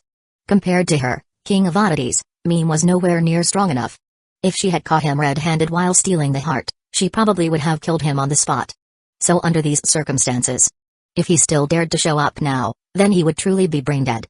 Alright, you should focus on recovering. Suta chuckled lightly, then reached into his pocket and pulled out his system phone. His eyes sparkled with anticipation. The moment you're fully healed, I'll probably get a mission completion notification. The rewards should also appear in the shop at the same time. Once that happens, we can finally go sunbathing together. Sunbathing, huh? Sounds quite interesting. Kissshot smirked slightly. I suppose I can look forward to it, then. She then unzipped one of the Boston bags and pulled out a severed arm. It was her right hand, adorned with an elegant white silk glove of high-quality fabric. Her long, slender fingers exuded a graceful tranquility. If a certain Kira Yoshikage saw this, he'd probably orgasm on the spot. Kissshot then removed the glove. And without hesitation she started devouring her own hand. Literally. This was how she healed herself. By eating her own severed limbs, the same way she absorbed humans for sustenance. It was not a very child-friendly sight. My minion, why are you still standing there? Kissshot glanced at Suta with an annoyed expression. Interrupting a lady during her meal is quite rude. Without another word, Suta immediately left the classroom. If you hadn't started munching so fast, I would have left already. Do you think I want to watch this? Outside the classroom, 4th floor, the sun had begun to rise. Golden light poured down from the sky. Suta sat cross-legged in a shadowed corner and pulled out his phone. Even after more than 3 days without a bath, his vampire body didn't seem to emit any unpleasant odor. Though, his clothes were looking pretty filthy. At this moment, he actually felt jealous of Kissshot's matter creation ability. As the name suggests, she could create objects from nothing. A power that completely ignored the law of conservation of mass. Although it costs energy, the amount of energy spent was nowhere near equal to the matter produced. To put it in perspective, if the full energy potential of just 1 gram of matter were released, it would be 3 times stronger than the atomic bomb dropped on Hiroshima. Yet, Kissshot casually creates clothes for herself all the time. And an average outfit weighs at least 100 grams. But she barely uses any energy to make them. Honestly, that power is beyond ridiculous. Suta couldn't help but feel envious. This kind of ability was useful for everything, whether for daily life or combat. Too bad he couldn't inherit it. That ability wasn't something a minion could inherit. Suddenly, huh? Why are there so many unread messages? Suta noticed a large number of new messages in the friends group chat. Last night, he had been too busy using his phone as a weapon to check. So only now did he have time to catch up. Suta scrolled up the chat logs. To his surprise, it was all conversations between Kurumi and Kissshot. At first, it was just Kurumi asking about what Suta was doing. And Kissshot answering. She claimed to be a talkative person. And sure enough, she and Kurumi were chatting like old friends. Chapter 43, Then I Can Be Rest Assured. The early parts of the chat history were normal. Kiss Shot simply explained Suta's situation and informed Kurumi that he was helping her retrieve her limbs. But as the conversation progressed, the tone began to shift. Kurumi's messages gradually carried a hint of hostility. The underlying message? Kiss Shot was shameless for troubling someone else with her problems. However, Kiss Shot didn't care about Kurumi's subtle sarcasm at all. In her mind, Suta was her minion, which meant he was family. And helping family was perfectly normal. If Suta ever needed something from her, she would also do her best to fulfill it. So instead of getting offended, Kiss Shot simply assumed that Kurumi was just jealous. In fact, she was intrigued by Kurumi's attitude. She wanted to see how far Kurumi's passive-aggressive remarks would go. This was the difference between them. An almost 600-year-old vampire who deeply valued her bonds with her minions but never restricted their personal relationships. Versus a 50-year-old spirit who, despite her age, had spent most of that time sealed away. Which meant that in terms of maturity, she was only slightly older than a teenage girl. And for the first time in years, she had finally found a friend willing to help her. So of course she was terrified of losing him. After a while, Kiss Shot went to sleep. She was very loyal to her desire for sleep. And when Kurumi mentioned Suta a few times with no response, she eventually fell silent. Crap. I forgot to explain to Kurumi. Suta face-palmed as he suddenly remembered. Last night, when he was chatting with Kurumi, the 3 vampire hunters just so happened to attack at that exact moment. He had no choice but to drop his phone and engage in battle. It's not like he could fight and text at the same time, right? And while Kiss Shot did her best to explain, her words sounded more like bragging than anything else. Suta sighed. Hopefully, Kurumi wasn't too mad. Deciding it was better to be proactive, he mentioned her in the chat. Suta, Kurumi. Sorry, Kurumi. Last night, while I was chatting with you, 3 vampire hunters suddenly attacked. It was an emergency, so I couldn't reply in time. Kiss Shot had already told Kurumi about his situation. But Suta felt it was better to explain personally. Before long a new message popped up. Kurumi, Suta, you fought them? You're not hurt, are you? Suta, I'm fine. Those vampire hunters weren't that strong. As a vampire, my abilities are really powerful, so the fight ended easily. This wasn't an exaggeration. Suta's vampire abilities were indeed powerful. He just hadn't fully explored them yet. For example, Dramaturgy's transformation abilities. Suta could do the same thing. Turning into mist, darkness, or even shaping his body into weapons, it all depended on imagination. In the original story, Kami Araragi would often fantasize about being a tree. And as a result, he was able to turn his hands into tree branches that wrapped around guillotine cutter. Vampires were just built different. Kurumi, Suta, next time you're going to do something dangerous, you better tell me first. Otherwise, I'll be seriously mad. Seeing this slightly scolding message, Suta felt warmth in his heart. He smiled gently and typed a reply. Suta, sorry for worrying you. Kurumi, as long as you understand. By the way, since you're a vampire now, you can't be in the sun anymore, right? Will that be okay? I can use 4th bullet to reverse your body back to normal. What Suta didn't know was that Kurumi had a hidden agenda. She was trying to free him from being Kiss Shot's minion. If she could turn him human again, then that annoying vampire would lose her influence over him. And that would be very satisfying. Suta, reversing my body back to a human isn't that simple. Kurumi. What's the difficulty? Suta, this is just my theory. Large amounts of energy can distort space-time. For example, planets create gravitational fields that bend time.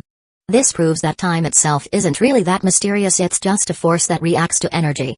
So trying to reverse time on a high-energy being is much harder than doing it on a regular human. Since I'm a vampire, a supernatural entity, the energy required to rewind my body would need to counteract that supernatural nature. Kurumi, I have plenty of time stored up, so you can use as much as you want. If it's not enough, I can take some from you. So it's fine. Suta. For some reason, this message felt weird. Like, I have a lot of money, so I can sponsor you. And if you ever run out of cash, I'll just take more money to keep sponsoring you. Suta, alright, I'll be honest. The truth is, I don't want to lose my current powers.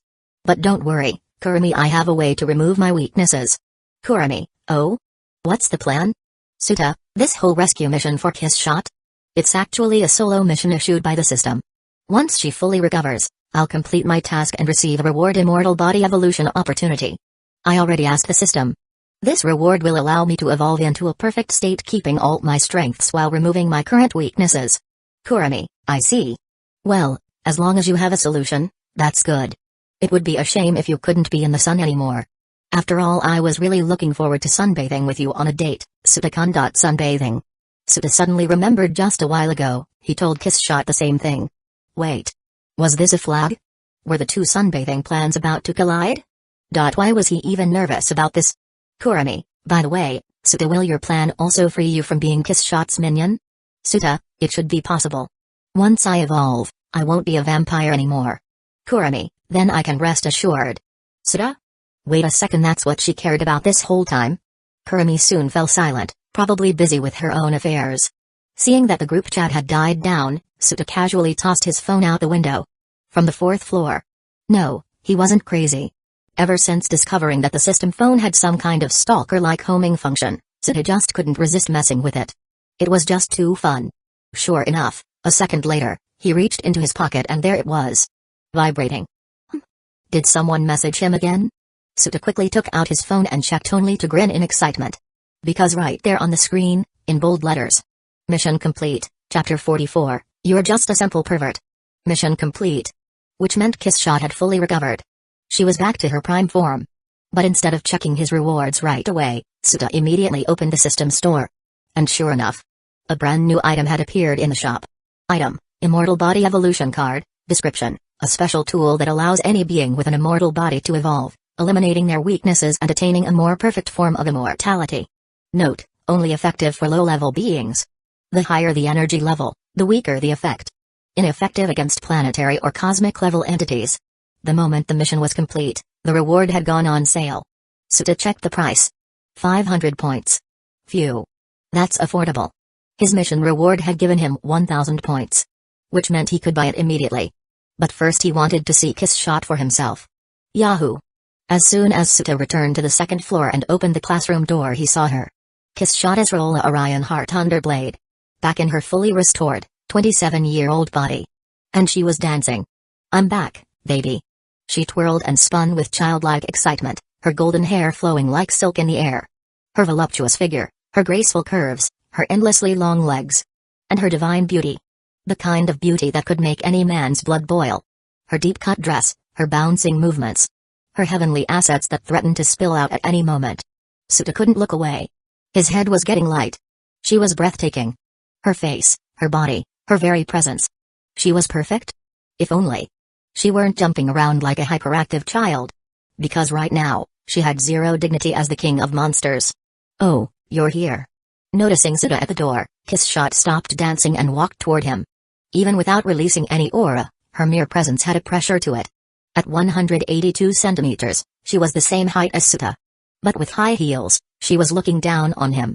Minion, I must thank you. Then she wrapped her arms around him. A big, warm hug. Her soft, ample chest pressed tightly against him. Suta could feel two massive, billowy things squishing against his torso. So evil. You have done well as my minion.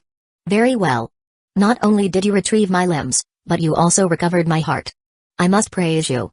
She pulled back, looking genuinely pleased. Then with a bright, beaming smile as a reward, I shall let you pat my head. Again with this. Suta sighed. Is there nothing else? What do you want?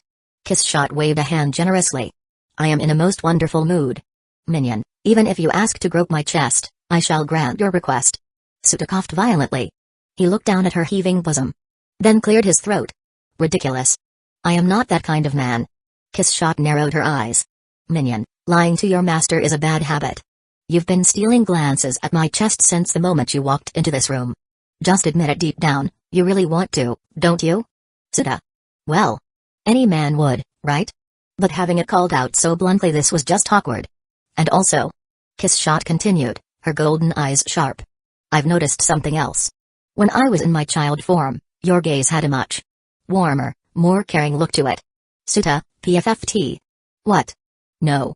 That's not true. Don't make up lies. He immediately denied it. What was she even saying?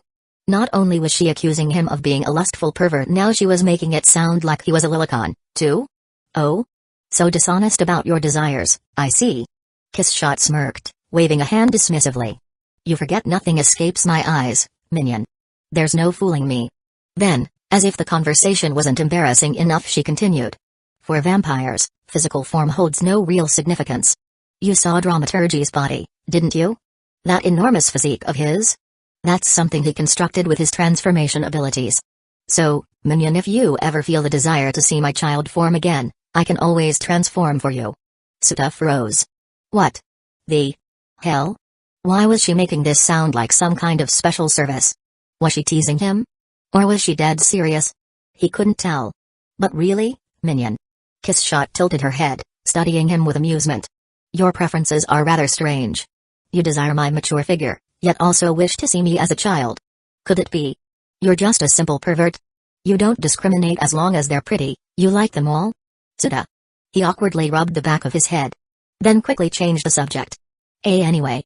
I get that you're excited about being back to normal, but we have plenty of time for celebrations later. For now, Suta held up his phone, turning the screen toward her. Let's check this out. Oh? Kiss Shot leaned in, her curiosity piqued. Your mission is complete? Her gaze landed on the reward details. One opportunity for undying body evolution. So this is the thing that can fix a vampire's weaknesses? Not just vampires, Suta corrected. Anyone with an undying body that has weaknesses can use it. Of course, even those without weaknesses could still use it. But whether it would do anything, that, Suta wasn't sure about. From the system's description, its main function was to remove flaws and refine immortality. So if someone already had a perfect body, it probably wouldn't do much at all. Minion, are you going to use it now? Kiss Shot suddenly asked. Suta paused. The words caught in his throat. Because he had noticed something in her tone. Something subtle. A hint of sadness. Maybe he was imagining it. But his instincts told him Kiss Shot didn't want their bond as master and minion to end just yet. Sure, Suta had promised he'd stay with her. But the bond of companionship and the bond of a vampire's minion weren't the same. The latter was something deeper. A connection forged by the supernatural itself. Something that couldn't easily be replaced. Suta thought for a moment. Then he smiled. No rush. It's not like this thing is going to disappear. As long as I use it before hunger kicks in, it's fine. After all, vampire hunger meant consuming human flesh. And that was something Suta absolutely wanted to avoid. Minion. Kiss Shot softly chuckled. This side of you. I quite like it. She knew Suta was delaying it for her sake. Then suddenly she reached out. And patted his head. Given their height difference now, it was effortless for her. Suta blinked in surprise. Huh? Is this a sign of submission, or recognition? He looked up at her, genuinely curious. Kiss Shot smirked, stepping back with a haughty air. I shan't tell you. Figure it out yourself. Chapter 45, Brain. Trembling although Kiss Shot wished she could stay bonded with Suta as his master for a little longer, she didn't force the issue. Instead, she stated it plainly because she had just regained her full body, her appetite was overwhelming. And the time she could suppress her hunger wouldn't last long. Once I can't suppress it anymore, I'll have to eat humans. As long as I evolve before that and remove the flaw, it'll be fine. At most, I have a day or two. And so, she told Suta not to rush. Suta had no objections. Hell, whether it was 1 day or even 2 weeks, he had nothing better to do anyway. The two of them waited from morning until sunset before leaving the abandoned cram school and heading toward the town center. The sky wasn't completely dark yet. The sun had just disappeared from view, like a summer evening around 7 or 8 p.m. Kiss Shot, bored out of her mind, asked Suta to take her somewhere. So, he decided to treat her to donuts. But since her 27-year-old form was too eye-catching, it would have definitely caused a scene. At Suta's suggestion, she transformed into her 8-year-old self. Her elegant gown-like evening dress also changed into a simple white sundress. And because she didn't feel like walking, she didn't bother creating shoes either.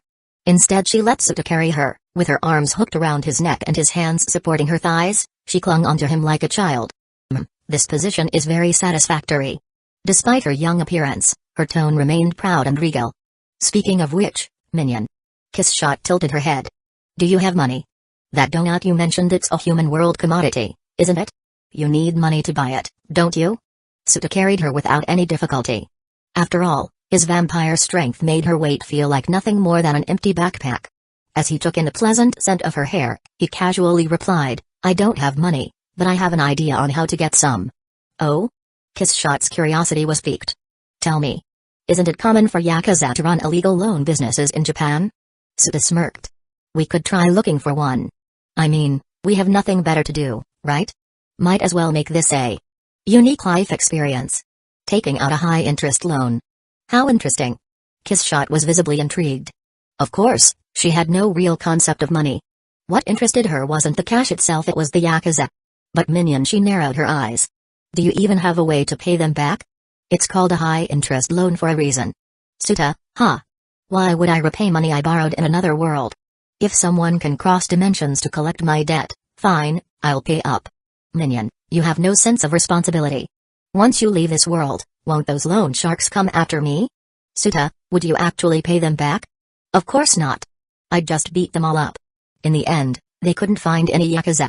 Made sense, this small rural town barely had a nightlife scene, let alone organized crime. Hey, Kiss Shot, could you use your matter creation ability to make money? Impossible. I've never seen what this country's currency looks like. With no other choice, Suta led Kiss Shot to a hotel. Not because they needed a room for activities, if they really wanted to, they could just stay in the ruins. Cough, no, they were there to steal money. As luck would have it, one of the hotel's guests was Episode, the very vampire hunter Suta had beaten to a pulp 2 days ago. Poor Episode. Barely recovered from his last beating, he was immediately extorted by Suta and Kiss Shot. And because he wasn't cooperative at first, Suta smashed his face with his phone a few more times. His barely healed wounds split right back open. Episode, now officially done with life, packed his bags and left town that very night. He had no idea what kind of lunatic Suta was, but he wasn't about to stick around to find out. I have to say his escape was super hilarious. Kiss Shot smirked. Now that they had money, there was no need to stay in a ruined building. Since Episode had run off, they just took over his hotel room. Didn't even need ID verification. That evening Suta finally took Kiss Shot for donuts. And the moment she took her first bite, she looked as if she had just discovered a whole new world. Her face melted into pure bliss. Minion. You've presented me with the greatest treasure. By the time they left, she had made Suta spend nearly all of Episode's stolen money to buy several huge bags of donuts to take back to the hotel. She was utterly lost in the world of sweets. Minion. If you had told me about this earlier, I wouldn't have even thought about killing myself. Suta. Are you serious? He blinked. He knew donuts were a big deal for her, sure it was established in the story. But this much? Yes. It's just that serious. Kiss Shot declared with conviction. As long as donuts exist, I will never destroy humanity. By the way, Suta asked, did you originally have the idea of destroying humanity? That was no joke.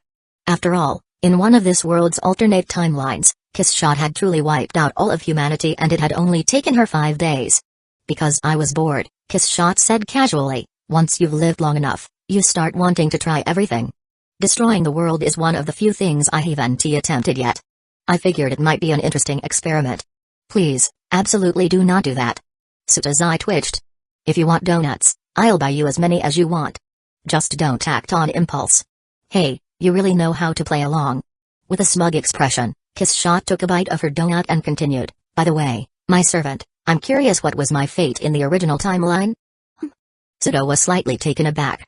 Didn't you say that keeping things unknown makes life more interesting? But my encounter with you has already changed my future, hasn't it? Kiss Shot replied with a smirk. If that's the case, then knowing my original fate won't make a difference. That's true, Suta admitted, thinking for a moment before answering, but honestly, I don't remember too well. It's been a long time since I read Monogatari. A problem with memory? That's easy to fix. Kiss Shot put down her donut, her expression turning proud. I have a method, just do as I do. I'll demonstrate for you. Then, she extended her right hand into a blade-like shape, brought it close to the side of her head and without hesitation jammed 4 fingers straight into her own temple. Chapter 46, I'm gonna create a waifu. Kiss Shot's small right hand all the way to the wrist sank into her own skull. Blood gushed out, quickly evaporating into nothingness. The golden-haired girl casually stirred her fingers inside her own brain. Not only did blood flow out, but something resembling brain matter also dripped down with a sickening sound. She had likely accidentally yanked her optic nerve, because her right eyeball suddenly twitched unnaturally, rolling around as if possessed by a demon. Holy shit! Suta struggled to suppress his discomfort and asked, Kiss Shot. What the hell are you doing? Kiss Shot pulled out her now blood-drenched hand and nonchalantly replied, I'm demonstrating a way to recover lost memories. You don't get it, do you? She smirked. We vampires regenerate on a fundamental level. When we forget something, we can stir our brains a little. By the time it heals, the memories usually come back. Try it. Suta exhaled deeply, trying to calm his nerves before responding, Nah, I'm good. I'd rather just rewatch the series when I get back to my world. He wasn't about to scramble his own brain. Seeing that she couldn't convince him, Kiss Shot reluctantly gave up. She then returned to indulging in her sweets, fully embracing her role as a shameless little glutton. Her body truly influenced her mentality. The two spent their days sleeping and their nights wandering the town together. Time passed quickly, and in just 2 days Kiss Shot's hunger finally reached its peak. She couldn't suppress it anymore. With a hint of regret in her eyes, she let out a soft sigh and looked at Suta, my servant. This is probably the last time I'll call you that. Her gaze lowered, sadness flickering across her face. Yet at the same time she also looked relieved. With a gentleness she had never shown before, she murmured, these past 5 days have been the happiest I've had in centuries. I truly appreciate your company. Will you stay with me from now on? Her eyes held a rare fragility. Suta was momentarily taken aback but quickly understood. Without a bond of master and servant, she likely felt insecure, afraid of being left alone again. Suta took a deep breath, adjusted his posture, and made sure his expression was as serious as possible. Then, he said, Kiss Shot, a bond between master and servant is just a lock placed on a connection. But even without that lock, we can reinforce it ourselves with ropes, or even steel chains. I was the one who forced you to live, so of course, I'll take responsibility for that. Looking into her golden eyes, Suta promised, you lived for me today, so I'll live alongside you from now on. That was your decision. Feeling his sincerity, Kiss Shot's unease gradually faded. She straightened up, returning to her usual proud demeanor. Then with the face of an 8-year-old, she gave a haughty smirk and a cold, piercing gaze, if you break that promise, I will personally devour you. Wait. You're not supposed to be a Yandere character. Suta couldn't help but chuckle. But he still nodded firmly and said, don't worry, I'll keep my word. Kiss Shot's Rolla Orion Heart Underblade's favorability has reached the required threshold. The host will randomly obtain one of her abilities. Ability is being drawn. Congratulations, host. You have acquired Matter Creation. Just as Suta finished redeeming the Undying Body Evolution card and handing it over to Kiss Shot, a system notification rang in his mind. Since this wasn't his first time experiencing this, Suta wasn't too surprised. But still, her favorability reached the required level this quickly? The two of them had only spent 5 days together at most. Girls' emotions really are like a storm coming without warning. Let's just hope they don't disappear just as fast. Matter Creation. Am I secretly a luck god? Have I just never realized it when playing Gacha games? Suta felt genuinely ecstatic. He had just expressed his envy for this ability not long ago, and now he had drawn it for himself. That was crazy. After all, Kiss Shot possessed an enormous variety of abilities.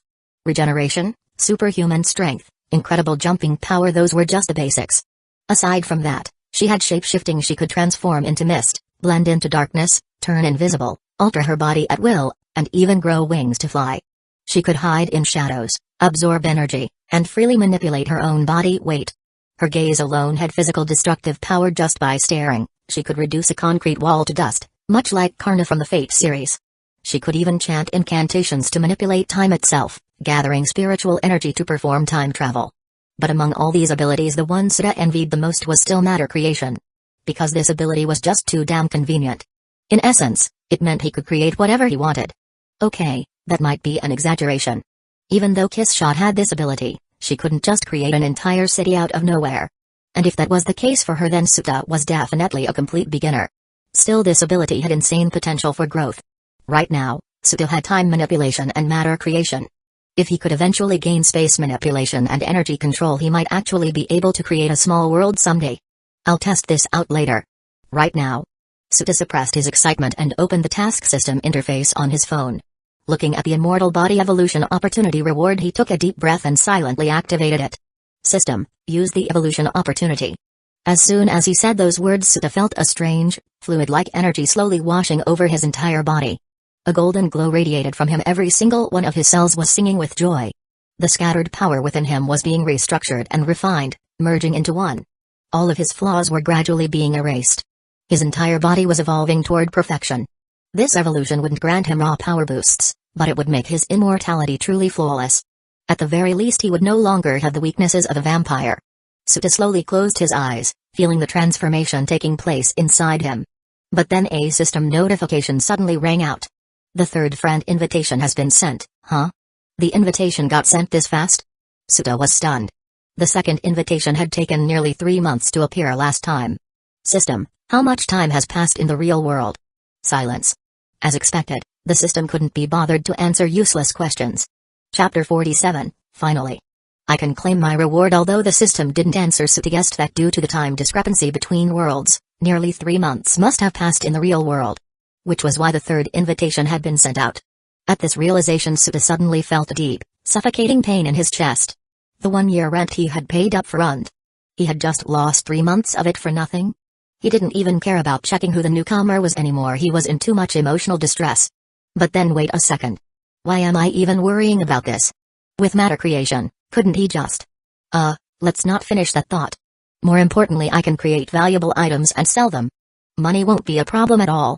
Even without matter creation, just being a vampire meant that his saliva and blood had healing properties.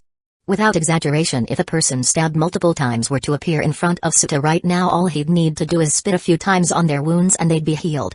This trait wasn't considered a weakness, so even though his body was currently evolving, it should still remain intact.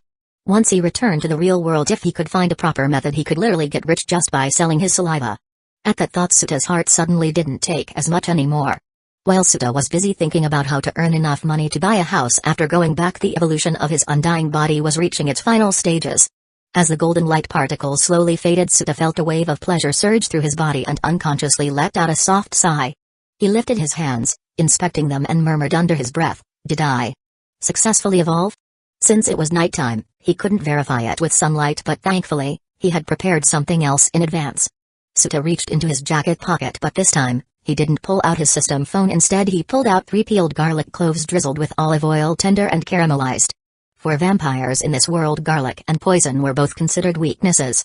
Of course, poison was also deadly to normal humans, but for vampires, the effects were far more severe, second only to exposure to sunlight. Without hesitation, Suta popped all 3 garlic cloves into his mouth and began chewing slowly. Even if something went wrong, it wasn't a big deal with his immortality. A few cloves of garlic couldn't do anything to him. Soon enough, the garlic started taking effect.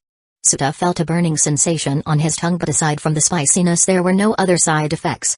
Looks like all negative traits really have been removed. Suta let out a relieved sigh. Then he clenched his right fist and suddenly punched forward. With an explosive burst, 4 to 5 tons of force erupted from his fist. A loud paw echoed in the air as a shockwave rippled outward, even ruffling his bangs. "My strength is still intact." Suta's face lit up with excitement. It seemed like he had become a being that possessed all of a vampire's strengths without suffering from any of its weaknesses. "Let's test my immortality next." Activating his quirk, half cold half hot, Suta froze the moisture in the air, creating a sharp ice blade in his hand. Then, without hesitation, he dragged the blade across his left wrist, watching as crimson blood oozed out, dripping onto the ground. But then something unexpected happened. Suta suddenly had a strange realization. He could control whether the spilled blood would reabsorb into his body. As if his blood had gained its own consciousness. The ability to restructure my cells. It's no longer passive, it's something I can actively control. And if I fall asleep, it'll be controlled by my subconscious? Realizing this, Suta felt an unexpected sense of relief. The immortality from Bacano had always functioned like a parasitic entity residing in his body. Although it had never caused any issues so far, Suta always felt there could be hidden risks. But now, with his body having evolved, it seemed like that parasitic entity had been erased. Instead, his own consciousness was now in full control of his flesh and blood. Whether he regenerated or discarded parts of himself, everything was now his choice. This not only eliminated potential hidden dangers but also prevented some very awkward situations. What kind of awkward situations? Well, imagine this: if his body automatically regenerated every time, then whenever he was, engaging in certain adult activities, the moment he released his own fluids would immediately get reabsorbed. Fuck. That scene alone was beyond humiliating. Thankfully, with this new evolution, such an embarrassing problem was now completely gone. Suta let out a sigh of relief for the sake of his future happiness. Damn, I sure have been sighing a lot today. While Suta and Kissshot were undergoing their respective evolutions, a notification popped up in their friend group chat. This group was dead quiet most of the time, mainly because time flows differently in each world, which led to frequent periods of inactivity. Of course, the fact that there were only a few members in the group also played a role. But this time the one who spoke was the newest member.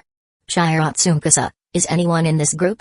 Not long after, Kurumi popped up and started chatting with the newcomer. Tokaizaki Kurumi, another new member already?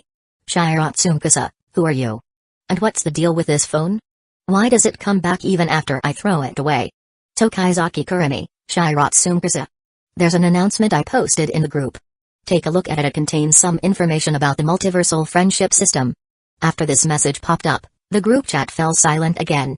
The newbie probably followed the suggestion and went to check the announcement. Tokaizaki Kurumi, Suta. There's a new member. See if you recognize them. Tokaizaki Kurumi, Suta.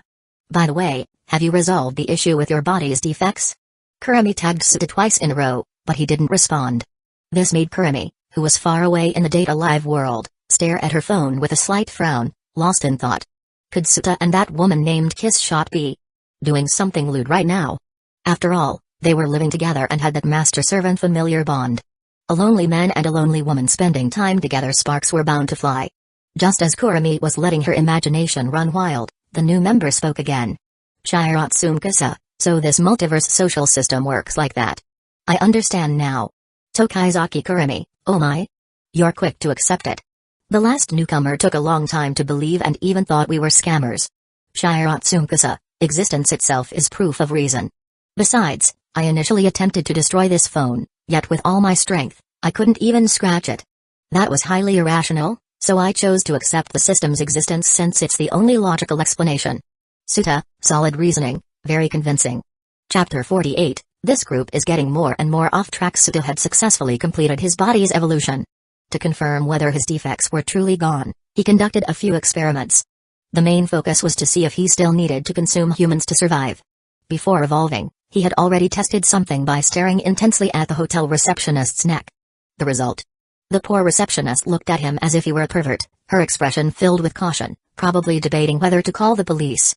Suta, feeling a bit embarrassed, quickly reined himself in. But he did get a clear answer when he fixated his attention on someone's neck. His body automatically responded with an intense surge of hunger. That was likely his vampire instinct kicking in. After completing his evolution, Suta went back to the receptionist and did the same thing, staring intently at her neck. This time, he was much thicker-skinned and ignored the pervert alert look she gave him. He stared for nearly a full minute. Just when she looked like she was about to snap and call security, Suta withdrew his gaze and walked away. The hunger was still there. But compared to before, it was much weaker and far less overwhelming. To put it in human terms, it was like smelling food and thinking, oh, that smells good, rather than I must eat this right now. System, what's going on? Why do I still feel the urge to suck blood? Wasn't this defect supposed to be removed? Suta frowned. Did this mean vampires having to consume humans wasn't actually a defect? The defect has already been removed. The host's dietary range has simply expanded. You are no longer limited to humans. Now, even if you ate little crap, you'd still be able to absorb nutrients, Suta. This system had a bad habit of dropping savage one-liners. Last time, it even asked him if he wanted to wear women's clothing. So, if I suck someone's blood, will they still turn into a vampire? Suta asked. No. The host no longer carries the vampire's anomalous properties. Blood-sucking is now merely a means of nourishment. It will not cause mutations in your targets, then. Can I still create familiars? Every vampire could create familiars. That was a basic ability. No. The host's vampire-related anomalies have been entirely removed through evolution, huh? That's kind of a shame. Suta showed a slightly regretful expression. If he still had that ability, he could have granted others immortality. But he didn't regret evolving. The benefits far outweighed the drawbacks. At least now he was free from vampire weaknesses. Besides, in this world, anomalies relied on human faith to sustain their existence. That alone was already a huge risk. It was better to be rid of it altogether. Once Suta figured all this out, his initial hesitation faded. If there was only one lingering imperfection, it was that his diet technically still included humans. That being said, it was completely optional, more like how humans could eat durian but most wouldn't. Suta would never eat people. At most, he might try drinking blood out of curiosity. With his self-experimentation complete, Suta finally took out his phone and opened the group chat. The new member had already settled into conversation with Kurumi. Suta quickly skimmed through the chat logs. Seeing that the newbie had fully accepted the system's existence, he was pleased. It seemed Kurumi's announcement had been very effective now. Whenever a new person joined, they wouldn't have to waste time repeatedly explaining everything. They could just read the pinned message. If they believe it, great. If not, that's their problem. But still. Shiratsumkasa. Who the hell is that? Suta furrowed his brows slightly. No matter how hard he tried to recall, he just couldn't remember who Shiratsumkasa was. Could it be a fake name? Or was it from a series he had never watched? Or, more simply, had he watched it but forgotten? Suta briefly considered Kiss Shot's earlier demonstration, sticking his hand into his brain and stirring things up for a physical memory recovery method. After some thought, he decided against it. He had a feeling that if he actually did it, He'd be high in more ways than one. Instead, Suta changed his approach. He decided to extract some information from Shiratsumkasa and deduce their identity that way. So, he sent a message in the group chat. Suta, solid reasoning, very convincing. Tokaizaki Kurumi, oh? You're finally here, Suta. What were you up to? Suta, I was just in the middle of evolving my body. I didn't see your messages, sorry about that. Tokaizaki Kurumi, oh my, Suta, it's not like I'd hold something like that against you.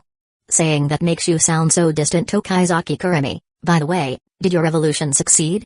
Have you completely shed your vampire identity? Suta, yeah, it worked. All my bodily defects have been eliminated, I'm just a regular human now. Shiratsumkasa, huh? The leader of this group is just an ordinary human? The newbie finally spoke up, sounding a bit surprised. Suta, that's right. I really am just a regular human. At least, that's what he believed. After all, what did things like immortality, regeneration, cellular reconstruction, time manipulation, half cold half hot, and matter creation have to do with being a regular human? Kiss shot. Tokaizaki Kurumi. Suta, huh? What's with the ellipses? Also, kiss shot, have you completed your evolution? Kiss shot, we're in the same room, aren't we? If you have a question, just ask me directly. She didn't seem pleased with Suta's choice to message her instead of speaking face to face. Was there some reason he couldn't just talk? Tokaizaki Kurumi, wait a second. Suta, you're in the same room as that vampire? What are you two doing behind my back? Suta. Behind your back? Why did that sound so wrong? It was like she was implying he was cheating on her or something. Suta, we're not doing anything. I don't have any identification in Kiss Shot's world, so I can't check into a hotel alone. The place we're staying at was actually offered by a kind soul named Episode. He only provided one room, so Kiss Shot and I are temporarily living together. Tokaizaki Kurumi, fine, I'll believe you. For now. But remember, Suta, don't be a sneaky little cheating cat. Suta. Suta felt frustrated to the point of coughing up blood. What was up with this group? Why did the whole vibe feel like it was getting more and more off track? Wasn't this supposed to be a friendship group? Shiratsumkasa, Suta. I'm a little curious, group leader, what was your purpose in inviting me here? Suddenly, the newcomer mentioned Suta. Chapter 49, 2 million years. How many clones can you handle? Seeing the newbie's message, Suta followed his usual practice. He didn't hide anything. With an honest attitude, he replied. Suta, the invitations are sent randomly by the system. It wasn't my decision. Suta, you probably saw my earlier messages, right? No need to doubt, I really am just an ordinary human. And since we all come from different worlds, it's not like I have the ability to send you a phone myself. Shiratsumkasa, I see. But I do find it puzzling, why would an ordinary human be the leader of this group? Suta, let me correct you on one thing, the system wasn't created by the group leader. Its mysteries have nothing to do with me. I'm guessing I just happened to be the first person to pick up the phone, so I ended up as the leader. Shiratsumkasa, I understand now. Thank you for the explanation. Suta, no problem. By the way, do you mind sharing a bit about your world? Like, what kind of unique powers or races exist there? The name Shiratsumkasa was too vague, he couldn't even tell if it was originally written in Chinese or Japanese. If he could get some details about their world, he might be able to figure out which series they came from and deduce their identity. Unfortunately, Suta's expectations were completely shattered. Shiratsumkasa, I have matters to attend to. Let's talk later. After sending that message, the newbie fell silent and didn't say another word. Suta. Why were all the new members so cautious? Ugh, who was this Shiratsumkasa? Suta's curiosity gnawed at him like an unsolved mystery. He was this close to developing an obsession. He really had no memory of anyone named Shiratsumkasa. Sure, he had brought his iPhone with him when he arrived in the Monogatari world, but different worlds meant different networks. His phone had been completely useless, unable to connect to the internet. Besides, 5 days had passed, his iPhone's battery had long since died. Suta thought for a moment and decided to return to the real world to investigate who the newcomer was. Since the trouble on Kiss Shot's side had already been resolved, there wasn't much reason to stay here any longer. Of course, Suta wouldn't just leave Kiss Shot behind. He planned to ask for her opinion first. If she had no objections, he would take her to the real world to live with him for a while. Then, when she wanted to return, he would bring her back. Having made up his mind, Suta stopped worrying about the newcomer's identity for now and started chatting with Kurumi. Suta, Kurumi.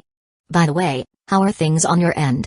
Have you measured the time required for a world line shift?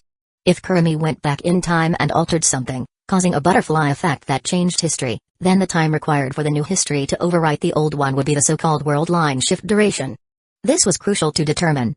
He needed to leave the date alive world with Kurumi within that shift duration. If he didn't know the exact time frame, Suta wouldn't dare let Kurumi travel 30 years back in time and alter history. Before long, Kurumi replied. Kurumi, not yet.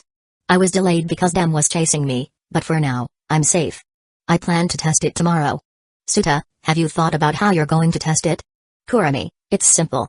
Right now, I'm in Tang City. I'll use my sixth bullet to send my consciousness back to yesterday and make my past self leave Tang City and stay in another city overnight. Then, I'll immediately cut the connection and return to the present.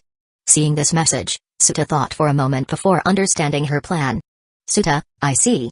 That way, your location yesterday and today won't match. The world line shift will forcibly move your present self to the city where your past self was.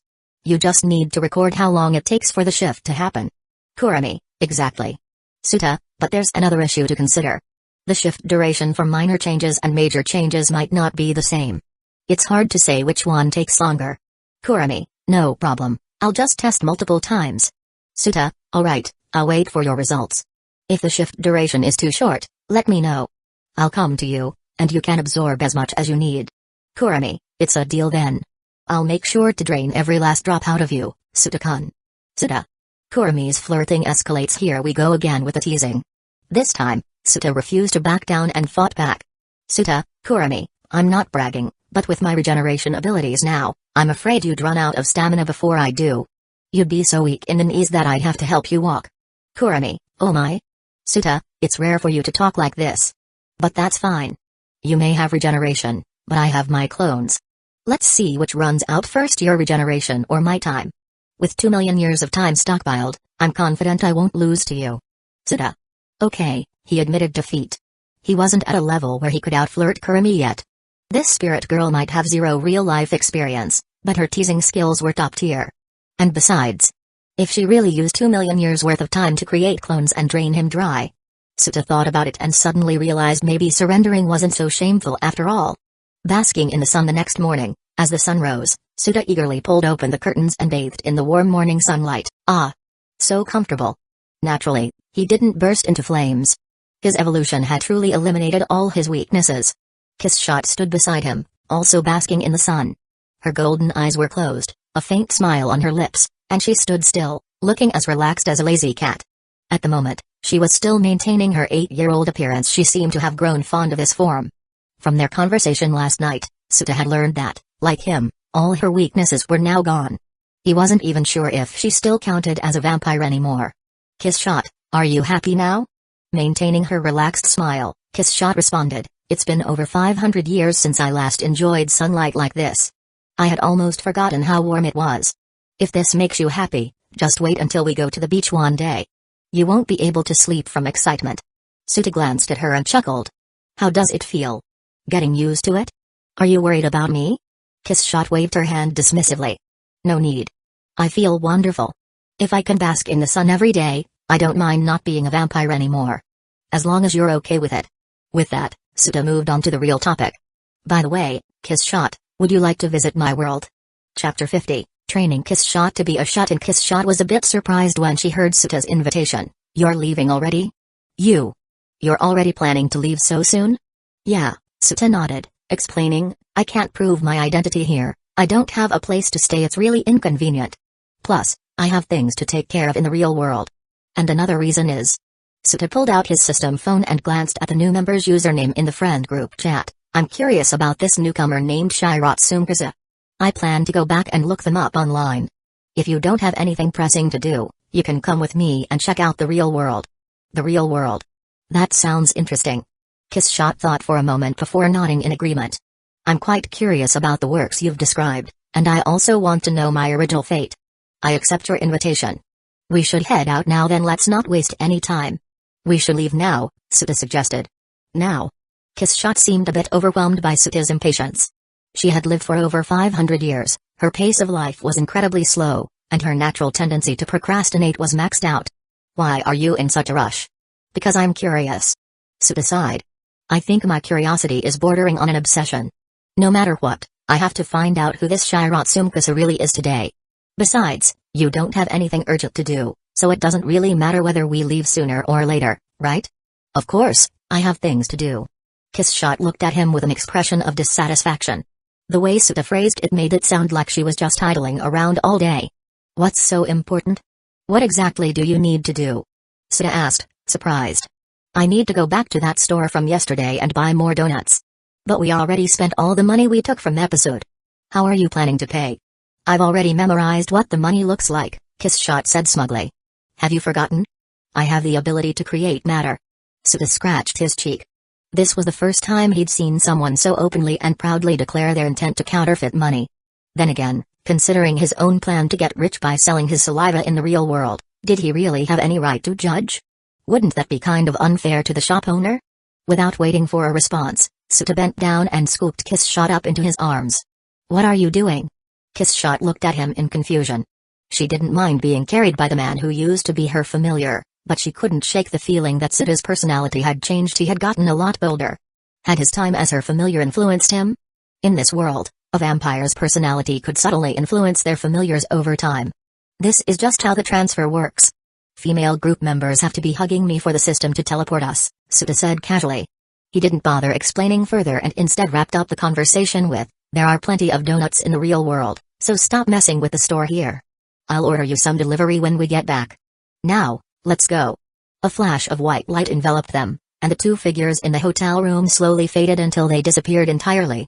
Returning to the real world as soon as Suta stepped back into his apartment in the real world and saw the thick layer of dust covering everything, he instantly knew his guess had been correct. Several months had passed in the real world. From this, Suta deduced that the system likely sent out invitations roughly every 3 months, using the real world's timeline as a reference. Of course, whether this frequency would change in the future or if multiple invitations would be sent at once remained uncertain. This is your home? Kissshot walked around the apartment in a white sundress, her slender, pale legs exposed. She took a few steps, leaving tiny shoe prints on the dusty floor. You're kind of poor? She continued inspecting the surroundings and then made her evaluation. You seem rather poor. Mind your own business. Suta rolled his eyes and said, open up the windows and let some air in. I'll clean up. At that moment, Suta wished he had some sort of wind manipulation ability. That way, he could just summon a gust of wind, blow all the dust away, and be done with it. Technically, both his half-cold half-hot quirk and his matter creation ability could generate wind. But that would require precise control over airflow, something he wasn't skilled at yet. Left with no other option, he had to clean the old-fashioned way with a broom and a mop. After about an hour of hard work, the apartment was finally spotless. Suta then went downstairs to recharge his electricity and gas cards before treating himself to a long, relaxing shower. Once refreshed, he retrieved his laptop from his bedroom and powered it on. Kissshot, just give me a second. I'll look up who the new guy is, then find a way for you to watch Monogatari. Oh? That's a good idea. Suta looked at her. You can read Japanese, right? If so, I'll find you the raw novels. Kissshot proudly puffed out her chest and declared, I can speak Japanese, but I can't read it. Suta was speechless. Was this really something to be proud of? Alright then, you'll just have to watch the anime. Suta typed that into the search bar, opened Baidu, and began searching for the name Shiratsumkasa. Kissshot, curious as well, leaned in to take a look. Of course, being illiterate, she couldn't understand a single word. At first, Suta didn't have high hopes of finding anything useful. After all, he suspected that Shiratsumkasa might just be a made-up alias. However, what happened next completely exceeded his expectations. He actually found it immediately. Shiratsumkasa, the protagonist of the in-universe game Eternal Wars Megalosphere from the anime creators. She lives deep within a hidden castle forest and possesses a song that can heal all wounds. She is also the original inspiration for military uniform princess, Altair. Wait, the original inspiration for Altair? Suta froze for a moment, staring at the screen in disbelief.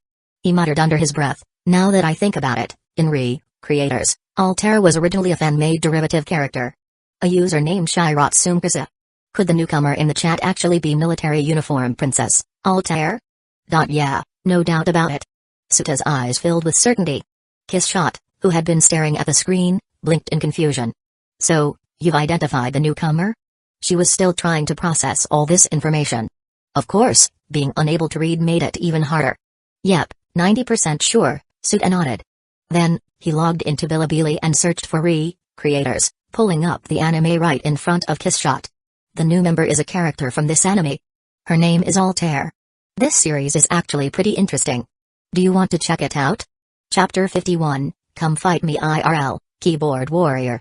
Hearing what Suta said, Kiss Shot couldn't help but feel an odd sense of unrealness. Or perhaps absurdity would be the better word.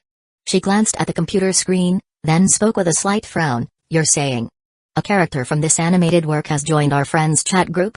Yep, Suta nodded. You can actually watch the anime and see her entire original fate unfold. That is, before she joined our chat, of course. Now, her future is bound to change. Upon hearing Suta's firm response, Kiss Shot's eyes lit up with deep intrigue. Back in the Monogatari world, Suta had explained the concept of fictional works and their relationship to reality. But at the time, since there was nothing tangible to illustrate his point, plus, she had been in a self-destructive state, she hadn't paid much attention. But this was different. Now, the anime was right in front of her. And someone from the anime had just joined their chat. This was the most fascinating thing she had encountered in over 500 years. Suta, Kiss Shot said, eyes sparkling, since you've spoken so highly of it, I suppose I shall begrudgingly watch it to humor you. She pulled the laptop closer, setting it on her lap. Her skirt was pressed beneath it, keeping it from shifting around. Suta. Baidu's entry had mentioned that Kiss Shot was a textbook tsundere. Yeah, no kidding. With the computer now in her possession, Kiss Shot clicked on the video and quickly became immersed in the anime. She seemed completely absorbed by the concept of watching someone's fate unfold from a godlike perspective. Meanwhile, Suta had no intention of rewatching creators. After all, the general plotline was still fresh in his mind. Instead, he pulled out his iPhone, opened a food delivery app, and ordered some donuts and soda for Kiss Shot. Then, taking out his system phone, he opened the friends group chat and tagged the new member. Suta, Shiratsumkasa. I know who you are now. To make things easier, let me update your nickname. A moment later, the system notification popped up, Shiratsumkasa Altair. For the first time, Altair, who had been completely silent since joining, could no longer remain passive. Barely 5 seconds passed before she replied. Altair? Altair, Suta. Why do you know use name? You was an archaic first-person pronoun used in classical Chinese and Japanese.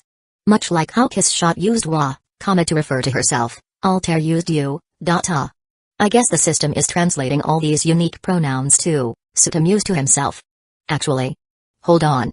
In the anime, Altair's English subtitles also translated her pronoun as you instead of I. Wait. Did the system steal that translation straight from a fan subgroup? Damn, that's shady. Suta snickered to himself at the thought. Of course, Altair and Kiss Shot's pronoun usage weren't the same. Kiss Shot spoke that way because her Japanese was 4 centuries out of date. Altair, on the other hand, was probably given this self-important speech pattern by her creator, Setsuna Shimazaki, as a deliberate Chunabu trait. In the original story, Altair was the ultimate edgelord. Her entire life philosophy could be summed up in 2 sentences, it's the world's fault. You shall destroy this world that drove Setsuna to her end. So basically, why don't you just track down the keyboard warriors who drove Shimazaki Setsuna to suicide and settle things in person? Tokaizaki Kurumi, Suta, you figured out the new member's true identity?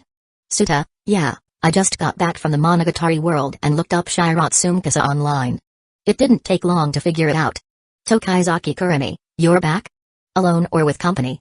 Kurumi, why do you always manage to hit the nail on the head? Suta, I came back with Kiss Shot. Her situation is, well, because she's lived too long, she developed a death wish. I couldn't just leave her alone in the Monogatari world, so I invited her to the real world for now. I plan to look after her for a while. Tokaizaki Kurumi. Tokaizaki Kurumi, alright. If you'd actually left the vampire lady behind, you wouldn't be the Suta I know. I'll let it slide this time. Seeing this message, Suta couldn't help but smile bitterly. Kurumi's constant teasing was starting to make him question. Was she actually interested in him, or was she just naturally flirtatious? Altair, Suta. Answer you, why do you know use name? Since Altair had tagged him again, Suta decided to put that thought aside for now. But he made up his mind once Kurumi finished her world line shift experiment, he'd go to her world in person and ask her directly. For now, he responded to Altair. Suta, I feel like I've already explained this same thing multiple times. Screw it, I'll just make an announcement. Altair, check it out when you get the chance. Suta immediately got to work. It took him about 10 minutes to type up the post before publishing it in the chat group. The announcement didn't go into too much depth about the real world. It simply outlined the relationship between anime, manga worlds and reality, along with Suta's personal theories about the nature of existence. Yes, the same 3 multiversal hypotheses he'd shared with Kissshot before, including the omnipotent universe theory. Suta, Altair. I've posted the announcement, give it a read. Suta, Tokaizaki Kurami. You should check it out too. I haven't told you about my theories on existence yet. Tokaizaki Kurami, alright, I'll take a look. The chat immediately fell silent. Suta set his phone down and rubbed his eyes. Then, out of the corner of his eye, he glanced at Kissshot. She was curled up on the sofa, hugging the laptop, completely immersed in anime. Her pale, slender legs stretched out from under her white dress, her bare feet swaying playfully against the couch. She looked just like a restless little girl. All of her dignity as the king of oddities was completely gone. Noticing his gaze, Kissshot looked up and tilted her head. What's wrong? Nothing. Suta took a sip of water. Keep watching. Just then, his system phone buzzed again. Kissshot's phone vibrated too, but she ignored it. Suta picked his up. It was Altair. She must have finished reading the announcement. Altair, Suta. You has read the announcement. The fact that you is merely a fictional character in your eyes is not surprising. You has always known this. Altair, however, you does not understand how did you's story reach your world? Also, are you truly from another world? Suta. Suta, okay, I see what's happening here. Your world is a bit special. I can understand why the announcement didn't fully answer your questions. Altair, what do you mean? What has you misunderstood? Chapter 52, The Truth. Characters from fantasy works break into the real world and wage war. It was a show where you could literally see a magical girl fight a mecha. Altair was the first character to break free from the constraints of fiction and manifest in reality. As for how she actually pulled off such an absurd feat, well, the original anime never explained it. If you asked the creators, their answer would probably be, don't question it, it's just how the setting works. In the creator's storyline, Altair's creator, Shimazaki Setsuna, was driven to suicide by cyberbullying. As a result, upon arriving in the real world, Altair bore a deep hatred for the very world that had driven her creator to despair. Her goal? Destroy reality and return it to nothingness. However, even though Altair was ridiculously overpowered, the real world had something called restorative force. This force would automatically correct any unnatural changes, preventing illogical phenomena from persisting. If Altair went all out, she would immediately be ejected from reality. To counteract this, Altair began traveling to other fictional worlds. She pulled characters from various works of fiction into the real world. Her plan was to create a collision of different worldviews, disrupting the restorative force and allowing her to tear reality apart. When the restoration force stops functioning, she will use her own power to destroy the real world. The story of creators unfolds against this backdrop. Altair, what do you mean? What am I misunderstanding? Suta saw Altair's message and didn't hold back. He directly answered her question, using a more visual analogy. Suta, Altair, you know Russian nesting dolls, right? To put it simply, you're a doll inside another doll. Altair? Suta, don't rush. I'll explain it step by step. Altair, you were created by Setsuna Shimazaki as a fictional character. The relationship between fiction and reality is one layer of nesting dolls. Altair, you really do know about my creator. But nesting dolls? That's a strange metaphor. According to your logic, I'm just a small doll inside the big doll of the real world, just one layer. Why two?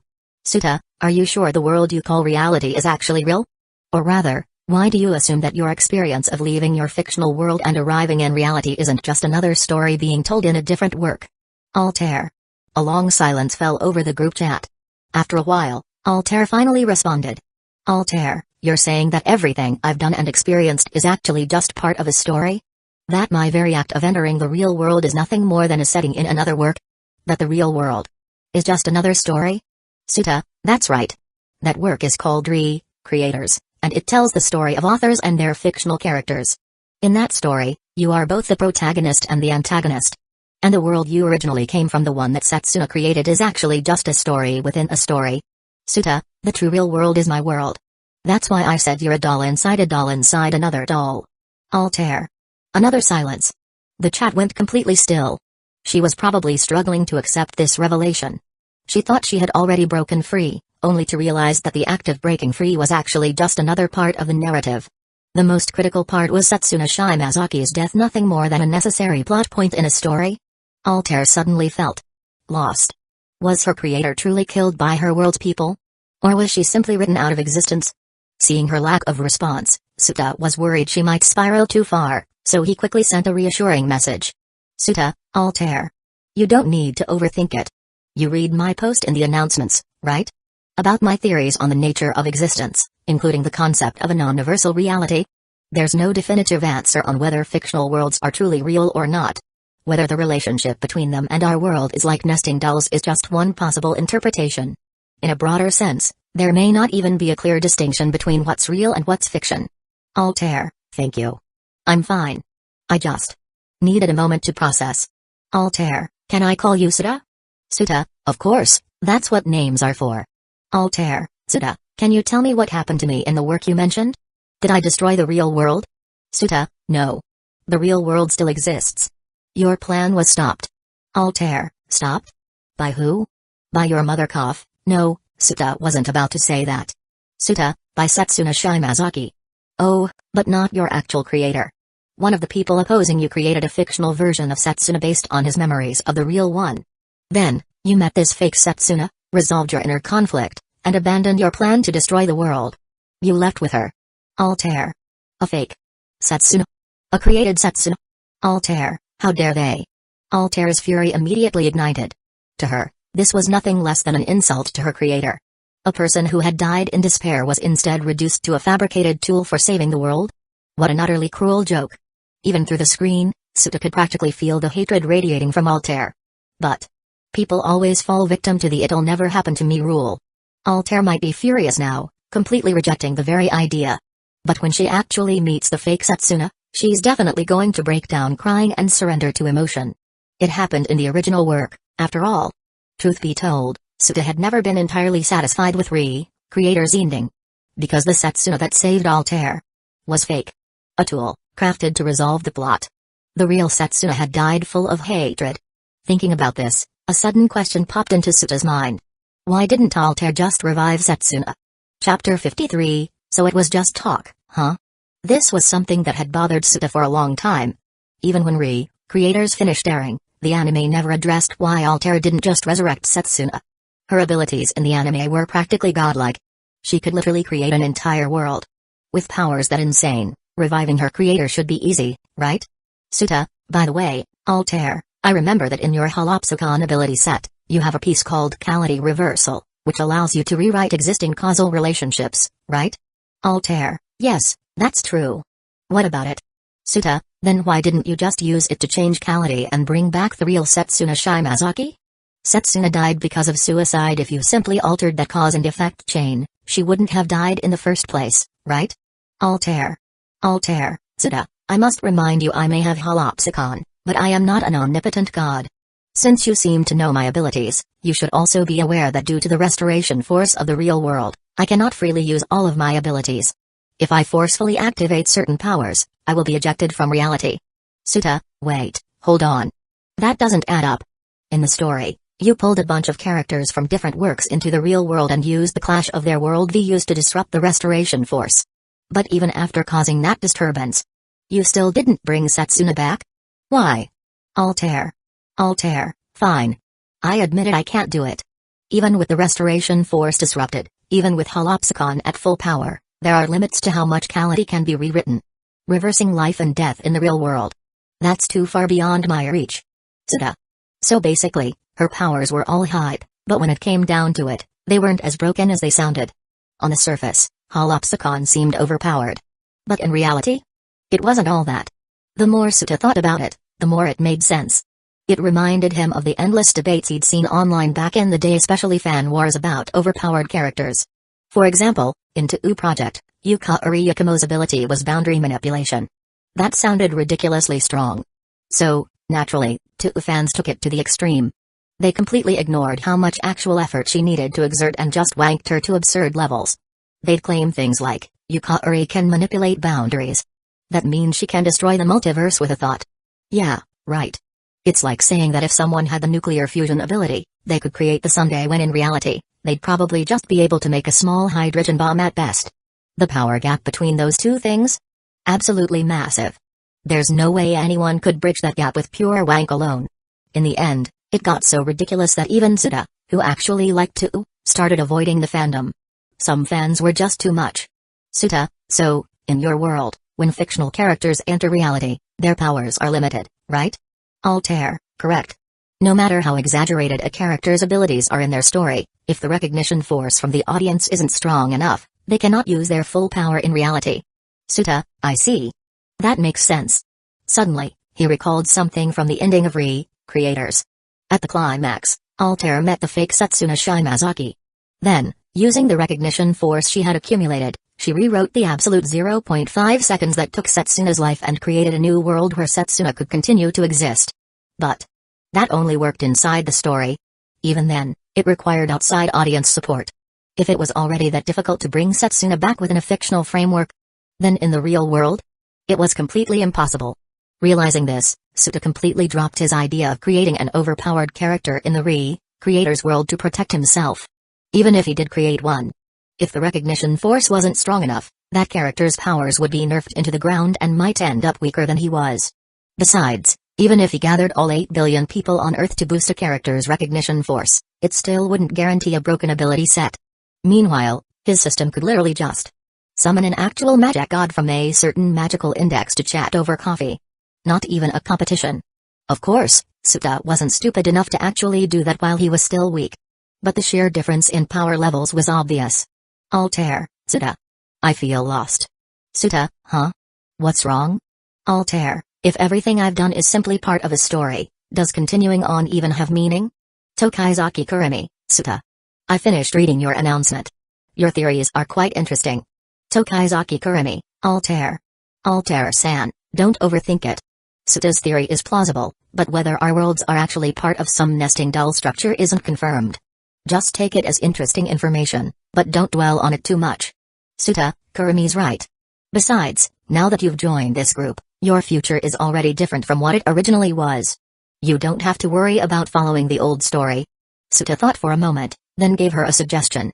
Suta, for example, instead of fixating on revenge, why not try reviving the real Setsuna Shimazaki?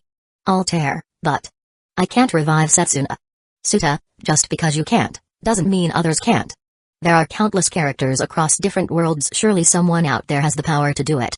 Unlike your world, where characters need audience recognition to use their abilities, other fictional characters can fully wield their powers as they should. Altair, Suta. Are you saying there's actually a way to bring Setsuna back? Suta, maybe. The multiverse is deep. Nothing is impossible. As soon as Suta sent that message bzzzt, his system phone vibrated violently. Even Shinobu, who was watching anime on the laptop, was startled. A new system notification popped up. New member quest triggered. Mission: resurrect Setsuna Shimazaki. Description: Altair wants to bring back her creator, but her power alone isn't enough. Friends should help each other. Prove your loyalty and assist Altair in reviving Setsuna. Reward: 1000 points. Note: this is a team quest for up to 5 people. Participants will be selected by the group leader. Suta. This is actually possible? Chapter 54, Let's Go Save Your Mommy. A new mission has been issued. Suta was thrilled. Tasks from the system were rare. In all this time, he had only ever received one, and that was a solo mission. But this time, it was a team mission. And the reward? 10,000 points, 10 times the previous mission. So even a group member's personal wish can trigger a quest.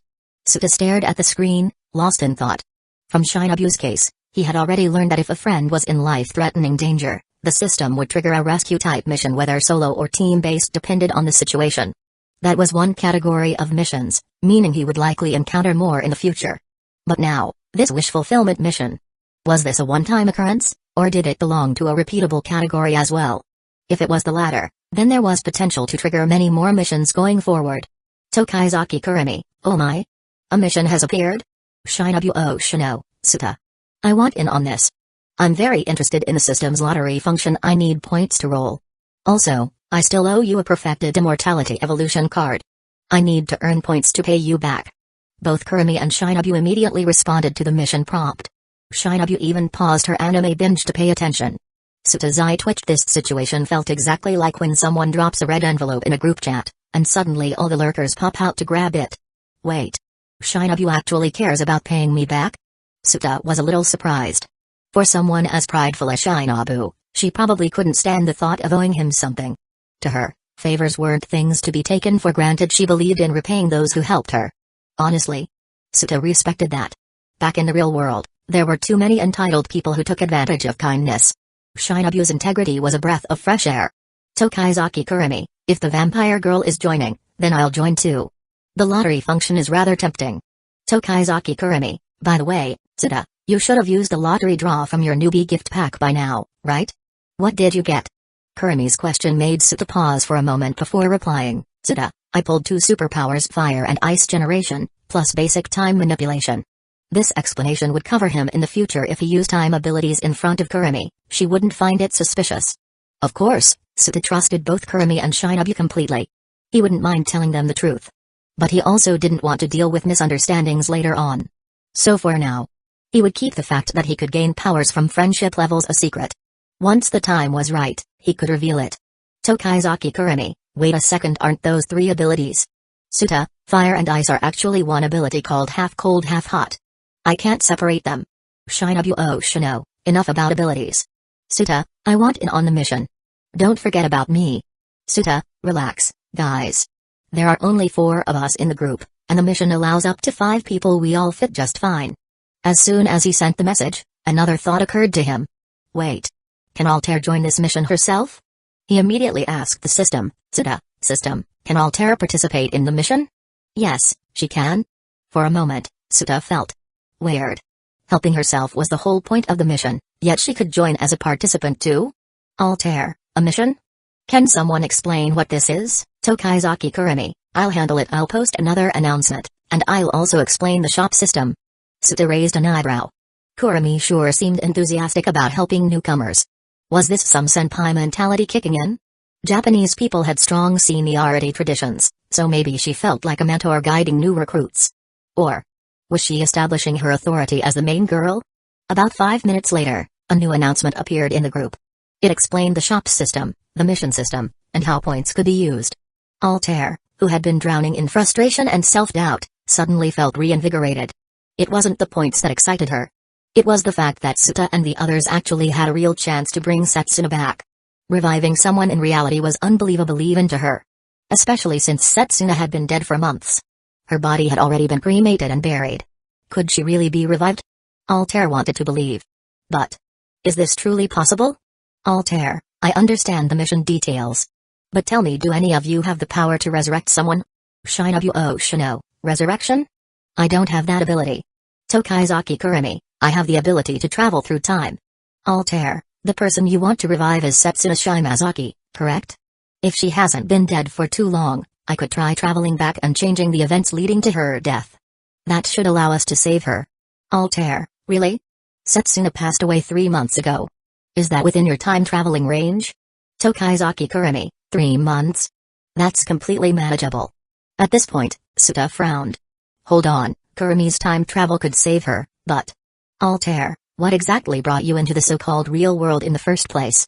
He vaguely remembered that Altair appeared on the same day Setsuna took her own life. Was that just a coincidence? Not only that, but in creators, Altair somehow knew that Setsuna's final thoughts were, wouldn't it be better if everything just disappeared? This became the reason she wanted to erase reality. But how did Altair know about that wish? It's not like Setsuna turned into a ghost and whispered in her ear after death, right? Tsuda had a theory. Setsuna's death must have triggered some kind of reaction within Altair, even while she was still trapped inside her fictional world. That reaction not only informed her of Setsuna's last wish, it also allowed her to break free from her world and enter reality. If that were true, then changing the past to save Setsuna might erase Altair from existence. Altair, I do not fully understand how I came into the real world myself. One day, I simply felt an overwhelming sense of despair. From within that despair, I learned of Setsuna's death and her final wish. After that, I discovered that I could use Holopsicon to create world conflicts and break through the barriers into this world. Tsuda sighed. Just as I thought. Tsuda, if that's the case, then we can't use time travel to save Setsuna. Changing the timeline would most likely erase you from existence, Altair. Tsuda, Kurumi, this is just like your own situation. If you go back 30 years and change the past, you yourself would disappear. Tokaizaki Kurumi. Tokaizaki Kurumi, then what should we do? If we can't change the timeline, none of us have resurrection abilities. How do we complete the mission? Tsuda, it's simple. We dig up Setsuna's grave, and Kurumi, you try using time reversal on her ashes. That way, we might be able to bring her back. Altair. Tokaizaki Kurumi, that won't work. Suta, you might not know this, but when I returned to my world, the first thing I did was dig up my dead friend's grave. I tried reversing time on her ashes, but even after expending a huge amount of time energy, nothing happened. Suta. Tokaizaki Kurumi, afterward, I asked the system about it. The system explained that a living being consists of two parts, the body and the soul. Different worlds have different rules regarding life and death.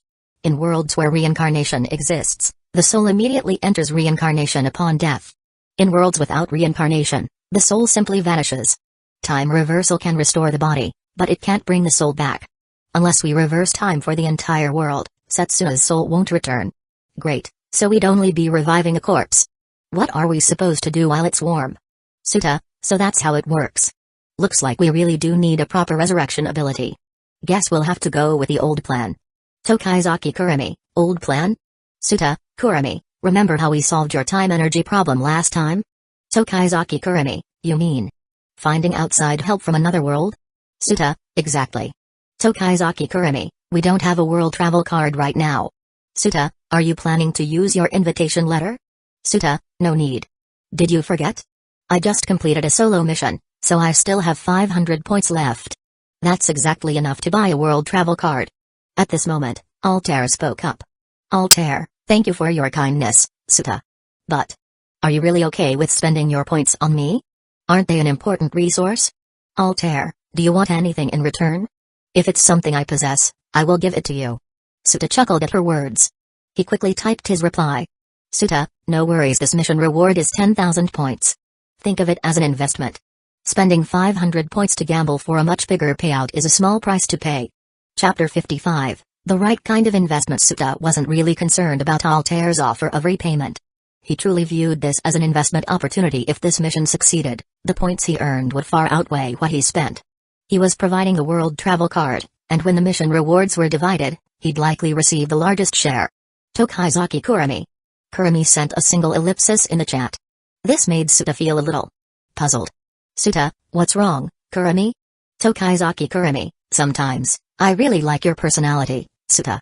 But other times, I find it extremely frustrating. Suta? Suta, did I make you mad, Kurumi? Shinobu Shino, Suta, now would be a good time to shut up. Suta, huh? Shinobu Shino, you're so dense. Not everyone is like me. I don't mind your obliviousness, but others might. Suta scratched his head. Something about this conversation felt off.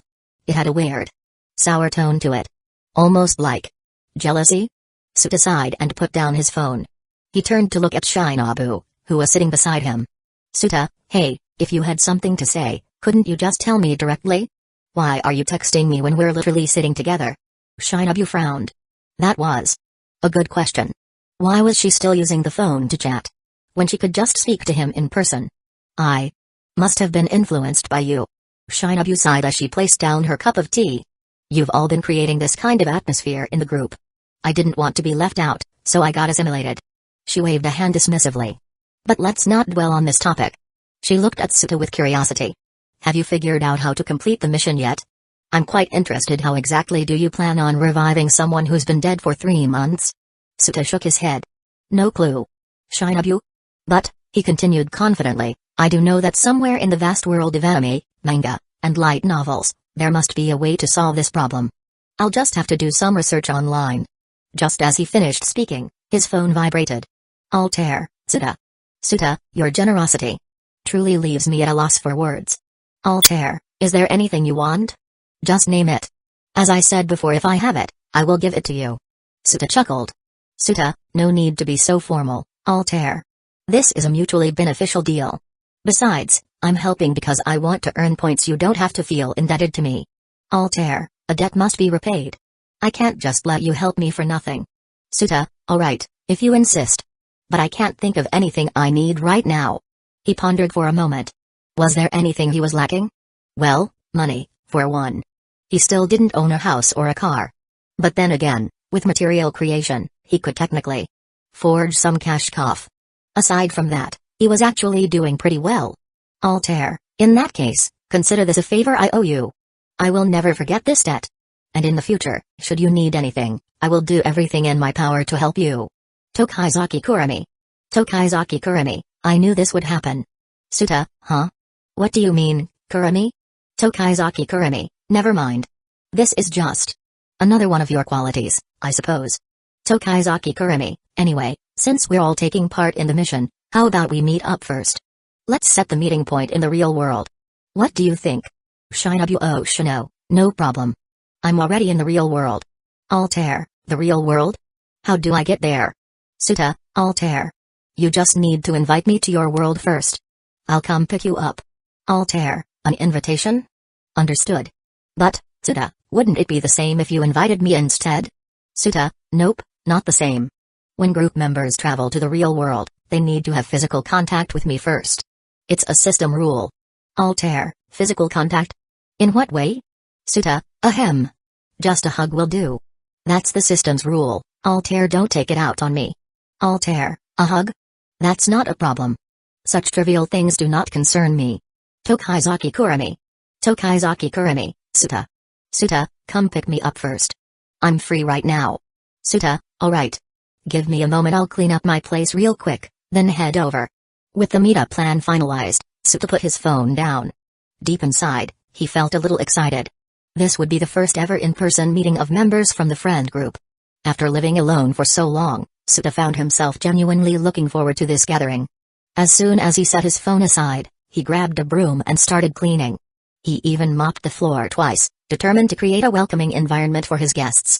Shinobu Shino, you really are like a child in some ways. She observed him with an amused expression. Suta, mind your own business. He shot her a glance before casually saying, if you've got nothing to do, you could help me, huh? His eyes widened in shock. Because Shinobu's appearance had changed. Just a few minutes ago, she had been a petite 8-year-old girl, lounging on the couch with a laptop, binge-watching anime completely lacking the dignity of a so-called king of monsters apparition. But now, she had transformed back into her 27-year-old self. Her voluptuous figure, her elegant curves, her angelic face. With just one cold glance, she could make men freeze in their tracks. Suta, wait. Why did you change back all of a sudden? Shinobu Shino, why does it surprise you? This is my original form, returning to it should not be shocking. She spoke indifferently while sipping on a cup of tea. Her movements were impeccably graceful. The tea set she was using looked incredibly luxurious. The intricate patterns on the cup suggested centuries of history. And the tea itself carried an exquisite fragrance that filled the air. Suta narrowed his eyes. His apartment definitely didn't have anything this fancy. Which meant she created all of this using her material creation ability? Just for aesthetic purposes? And she even changed back into her mature form just to match the mood? Suta. Was that really necessary? He couldn't help but feel speechless. Why go through so much trouble? Couldn't she just be herself instead of putting on a show? Wasn't that exhausting? Shinobu seemed to notice his expression. She calmly explained, Shinobu Shino, Suta, I admire your honesty and your ability to be true to yourself. Being around someone like you is refreshing. Her golden eyes carried an icy yet noble light. Her posture was dignified like that of a queen. Shinobu Shino, however, I am not like you. The others will be arriving soon. And I am a vampire who has lived for over 500 years. A little dignity is required. Suta. At that moment, he realized. This woman was truly different from the others. Does this mean she sees me as one of her own? Alright. Since you put it that way, I won't tease you anymore. Once Suta finished cleaning the apartment, he turned to Kiss Shot and said, I'm heading out to pick them up. Stay home and don't wander around. Kiss Shot waved a hand dismissively. I'm not a child. Just go already.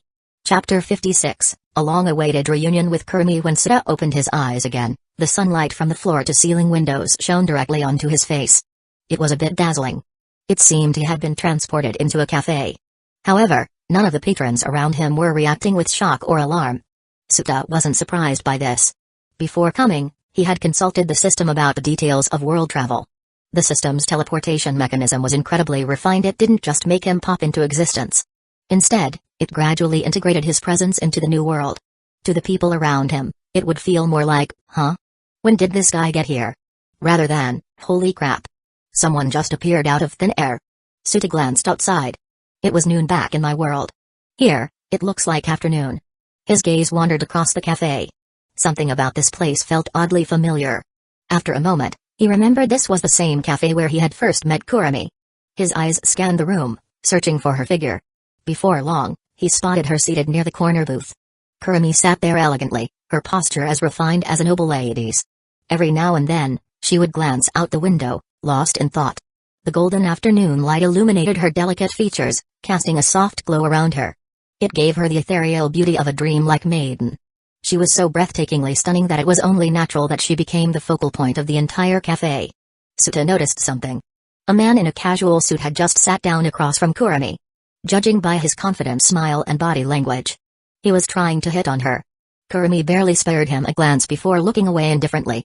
But the man was persistent. He leaned in slightly, flashing what he probably thought was his most charming smile. His mouth never stopped moving, likely spouting all sorts of pickup lines. And then under the pretense of removing a piece of lint from her hair, he reached out to touch her. Smack. Suta clapped a hand on his shoulder before he could make contact. "Hey there, buddy," Suta said with a friendly smile. "How about a handshake?" The man blinked in confusion. "Huh?" Out of habit, he extended his hand. Suta grabbed it and gently squeezed. Crack. A sickening snap echoed through the cafe. Ag. The man's agonized scream turned every head in the room. The other patrons frowned in annoyance, throwing irritated glances their way. Suta remained calm and composed, as if nothing unusual had happened. With a serene expression, he said, "You know, Jesus once said if someone slaps you on the right cheek, turn to them the other cheek also. So, would you like to shake hands with your other hand as well?" The man looked horrified. He scrambled to his feet, clutching his injured hand and bolted out of the cafe. Even as he fled, he turned back to glare at Suta in disbelief. Suta shook his head, unfazed. "Dude. You have no idea. I just saved your life." But that was fine. He was a man of noble morals. A silent protector. He did not require thanks. "Suta, you finally came." Kurumi's voice was soft, carrying a subtle smile. Suta pulled out a chair and sat across from her. "Yeah. Since time flows differently between worlds, I hope I didn't keep you waiting too long?" Kurumi shook her head. "Not at all. I only just arrived."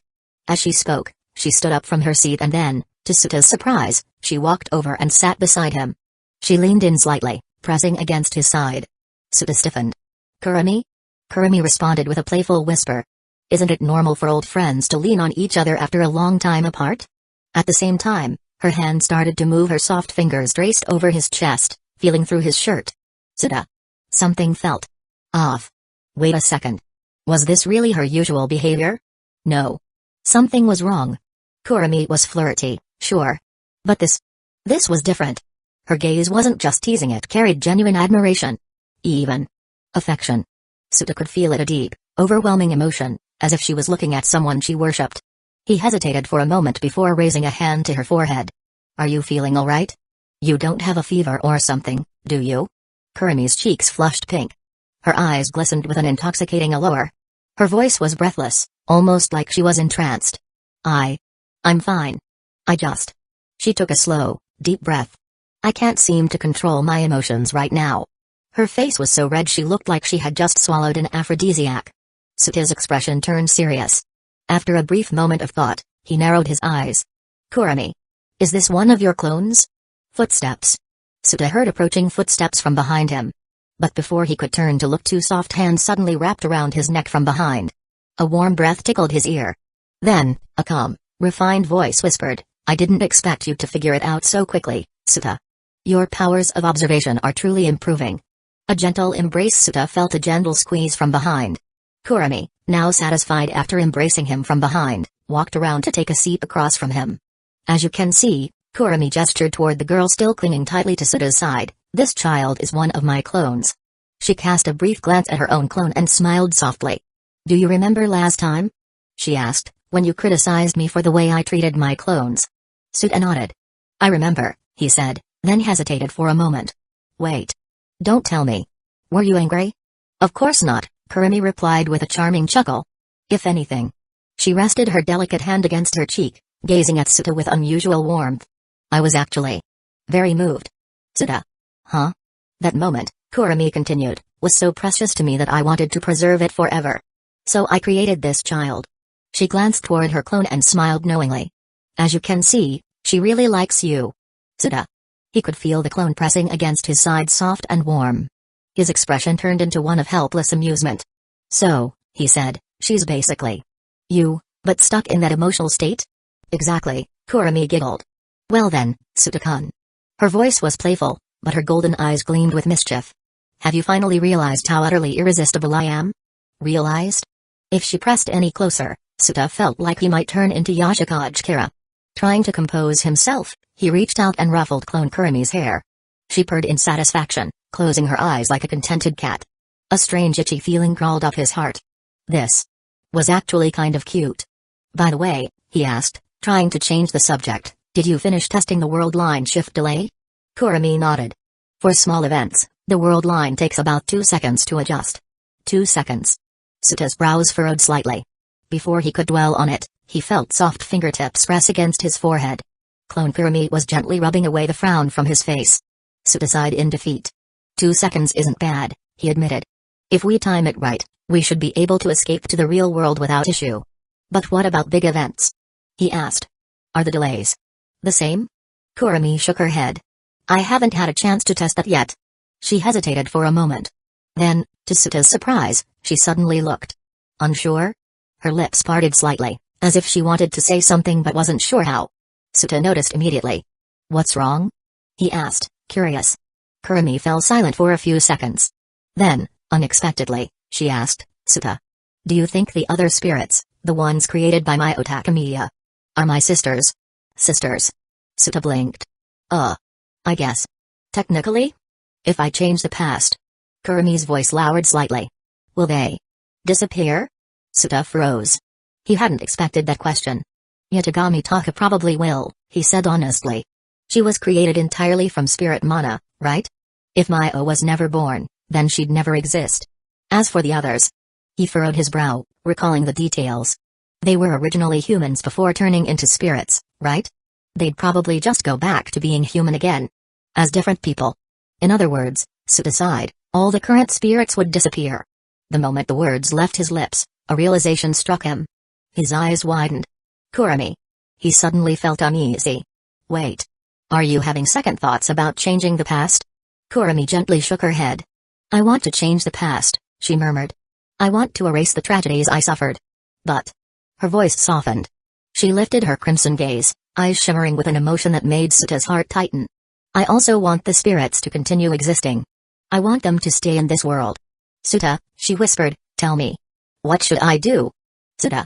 Suddenly, everything felt so much harder. Way too hard. Chapter 57, another multiplayer task. Suta looked at Kurumi, who was gazing at him with expectant eyes. He summed up her words briefly, so basically. You want everything? Yes. I want to change history, but I also want the spirits to survive.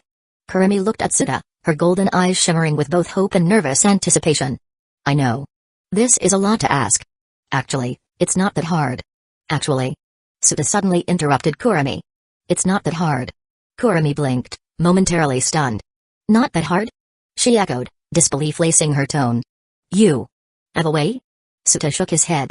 I don't, he admitted. But. He leaned back, tapping his chin thoughtfully. I can just search for clues on Beidou when I get back. Kurumi, of course, knew what Beidou was. After all, she had spent over 2 months living in Suta's world. She was well aware of his daily habits, including exactly what time he woke up in the morning to cough.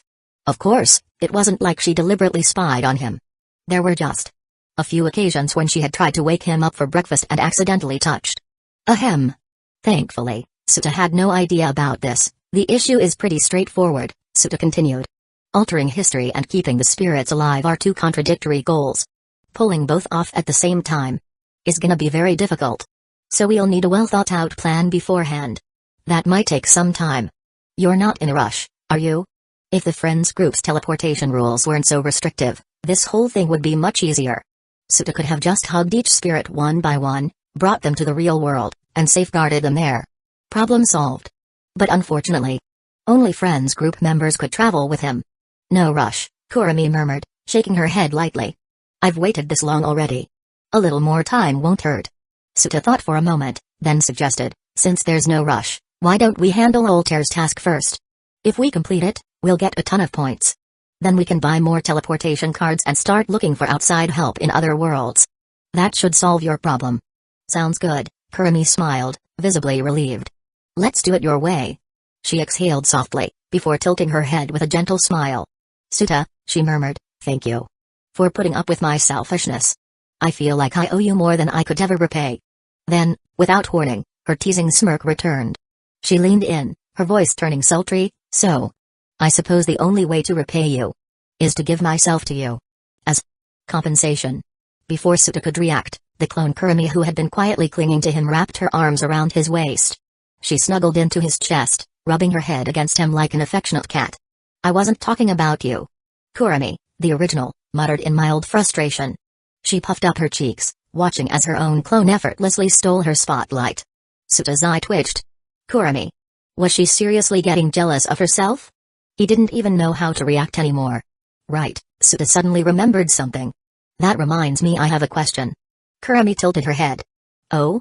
She mused. What is it? Well. Suta hesitated for a second before asking, if completing Altair's wish triggered a task, then. Wouldn't completing your wish also trigger one? Kurumi blinked, seemingly caught off guard. Suta didn't wait for a response. He whipped out his system phone and directly asked, System, can Kurumi's goal also trigger a task like Altair's? Ding. A mechanical voice immediately rang out, affirmative.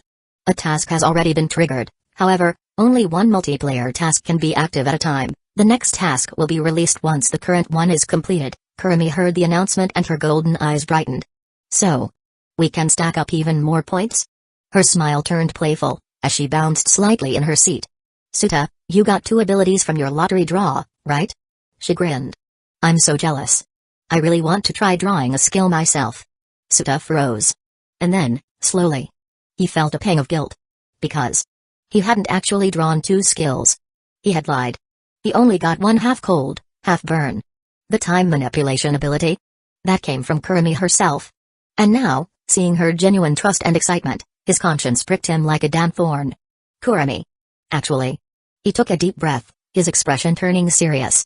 To be honest, I only drew 1 ability. Kurumi blinked, surprised. Huh?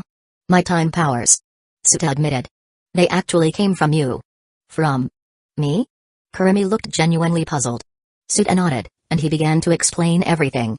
As he spoke, he felt an overwhelming sense of relief. Like a huge weight had been lifted off his shoulders. Turns out, he really wasn't good at lying to people he trusted.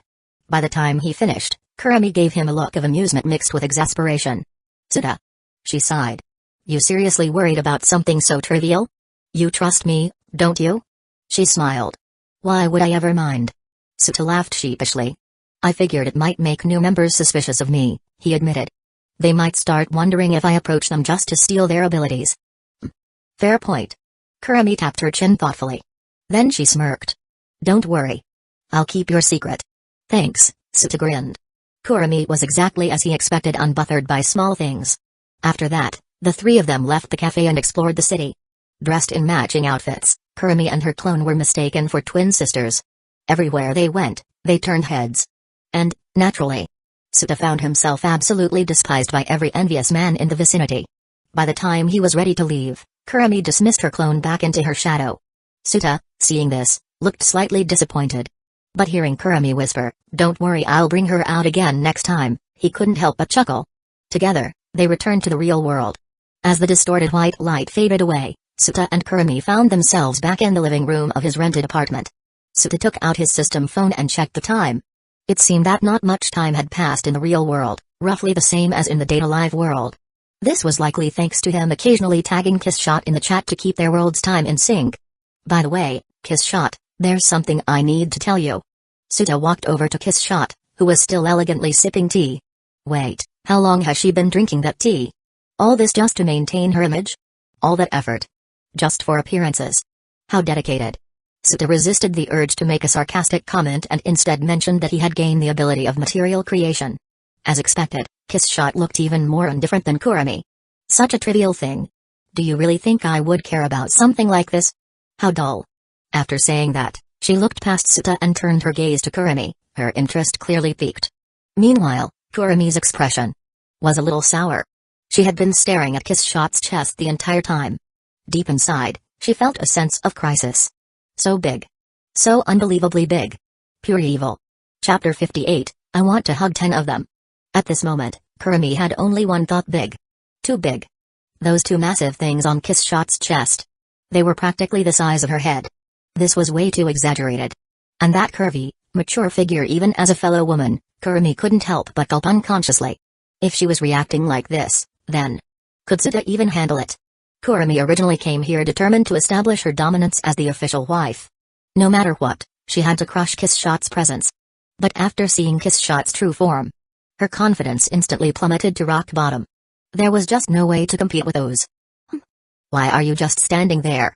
Kiss Shot noticed Kurumi spacing out and casually reminded her, I was hoping we could get to know each other. You're Kiss Shot? Kurumi took a deep breath, gathering herself before confirming. Kiss Shot was silent for a moment, then let out a soft sigh. Oh, whatever. If you want to call me Kiss Shot, so be it. She then elegantly introduced herself. As you can see, I am Kiss Shot Asrola Orion Heart Underblade, the iron-blooded, hot-blooded, cold-blooded vampire. Well, I suppose I'm not really a vampire anymore. You must be Tokaizaki Kurumi, correct? She recited her over-the-top title with absolute confidence, her voice calm and composed, with no hint of embarrassment. But beside her, Suta, who had long outgrown his Chunabayo phase, was cringing hard. Come to think of it, the vampire lord who originally turned Kiss Shot into a servant, Suicide Master, was also ridiculously chuny. Her title was something like the Deadly, the Fatal, the 10,000 Deaths Vampire. Could Chunabayo be genetic? And considering that creating a servant was basically equivalent to, well, did that mean Suicide was a Yuri vampire? Yes, that's me. Kurumi recovered her usual refined expression and elegant tone. She smiled slightly and spoke in a noble, ladylike manner, Kiss Shot-san. You're quite different from what I imagined. Oh? Kiss Shot tilted her head slightly, intrigued. And what exactly did you imagine me to be like, based on the way you talk in the chat? I thought you'd be younger. Kurumi barely stopped herself from saying a little kid. For me, appearance holds no significance. Kiss Shot took a sip of tea, her expression unfazed. If I so desire, I can take any form I wish. So, are you saying that this form of yours isn't real? Kurumi narrowed her eyes. Oh? You seem very interested in my body. Kiss Shot smirked knowingly, as if she had seen right through her. She grinned playfully and said, I hate to disappoint you, but this is my true form at age 27, the age I was when I became a vampire. There's nothing fake about it. Kurumi's eye twitched slightly. Do foreigners all grow like this? Not willing to back down, she countered with a smirk. Oh my, don't get the wrong idea, Kiss Shot-san. I have no expectations whatsoever. Kurumi then dropped a bombshell. Kiss Shot-san, you might not know this, but Suta actually prefers petite girls. She softly giggled, shooting a meaningful glance at Suta. He especially likes girls who are smaller and younger than him. In fact, he often asks me to make younger versions of myself for him to admire. Kurumi's words carried 3 hidden messages for Kiss Shot. Her height was in Suta's strike zone. She could transform into a lily any time. She was fully capable of certain things. Hearing this, Kiss Shot narrowed her golden eyes and glanced at Suta with suspicion, her gaze filled with silent judgment. No wonder this guy always wanted her to take on a child form. Suta. What did he even say? Why was he getting sprays out of nowhere? Alright, why is there so much gunpowder in your conversation? Suta pulled Kurumi to the couch and poured her a glass of water, then said, you two wait here for a bit. Altair already sent me an invitation. I'll go pick her up and bring her to the real world so we can discuss the mission. I'll go with you. Kurumi suddenly stood up. Huh? I can handle this alone. Suta was speechless. Why was Kurumi trying to butt in? Bringing a female group member over required physical contact. Did she really think he could just carry 2 people at once on the way back? Kurumi sighed helplessly and looked at him. Suta, you trust people too easily. If Altair turns on you, what are you going to do? You said it yourself, she's extremely powerful. But you're so weak right now, going alone is way too risky. You have 0 protection. Kurumi, did you really have to rub it in so hard? Yes, he was weak, so weak, a total weakling. Kurumi continued, that's why I should go with you. If anything happens, at least I'll be there to protect you. Suta, she has a point. Kiss Shot suddenly stood up as well. Her golden eyes narrowed slightly. I too shall accompany you. Before anything else, I need to evaluate Altair's character. Suta. Would he even be able to hold them both on the way back? Creator's world. In an abandoned building on the outskirts of the city, the afternoon sunlight poured through the collapsed ceiling, casting streaks of gold over the cracked walls. A small girl with twin pink pigtails and light purple eyes stepped in from outside. She wore a typical elementary school uniform, looking no older than 14. Momika. You were looking for me? In the center of the grand hall, a black leather couch sat amid the ruins. Altair lounged on it, her teal eyes glancing indifferently at the approaching girl. This girl's name was Mamika Kairumki. She was a magical girl Altair had recruited from a child-friendly anime world. Mamika Kairumki spoke hesitantly in her immature voice. I did what you asked today. I went to talk to. Say. Sir. Sylgia Upiteria and Meteora Osterek. Altair sighed and corrected her.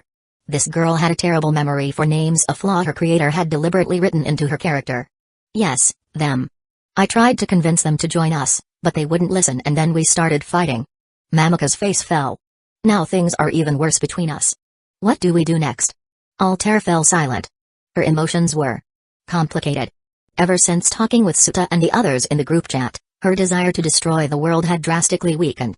If she could bring Setsuna back, then there was no need to carry out her creator's last wish. Wouldn't it be better if everything disappeared? As for her hatred, she could just hunt down the keyboard warriors who bullied Setsuna and settle things in a good old-fashioned offline park. There was no need to destroy the entire world.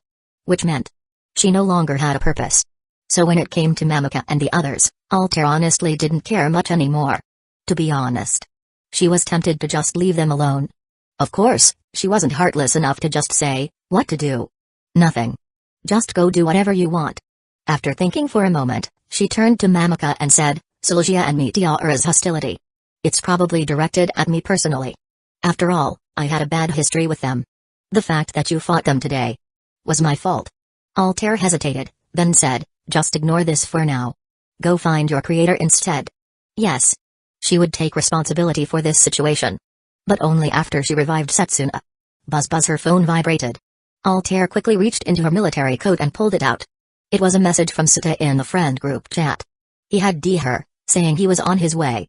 Mamika, I have to leave for a bit. With that, Altair stood up and vanished into the sky through the broken rooftop. Here's an explanation. Altair crossed into reality on the exact day of Setsuna's death. Moreover, she somehow knew that Setsuna's final wish was, it would be better if everything just disappeared. So, inheriting this wish, Altair sought to erase the world. The series never explains how she knew about this wish. The best guess is that Setsuna's death itself created some sort of connection with Altair, transmitting her final wish while also triggering Altair's ability to break through the boundaries of fiction and enter reality. In other words, Setsuna's death might be the very cause that enabled Altair's existence in the real world. So, creating a fake body to replace Setsuna's death wouldn't change anything because her death was a necessary event for Altair's crossing. This is why they didn't choose to alter the timeline to bring Setsuna back.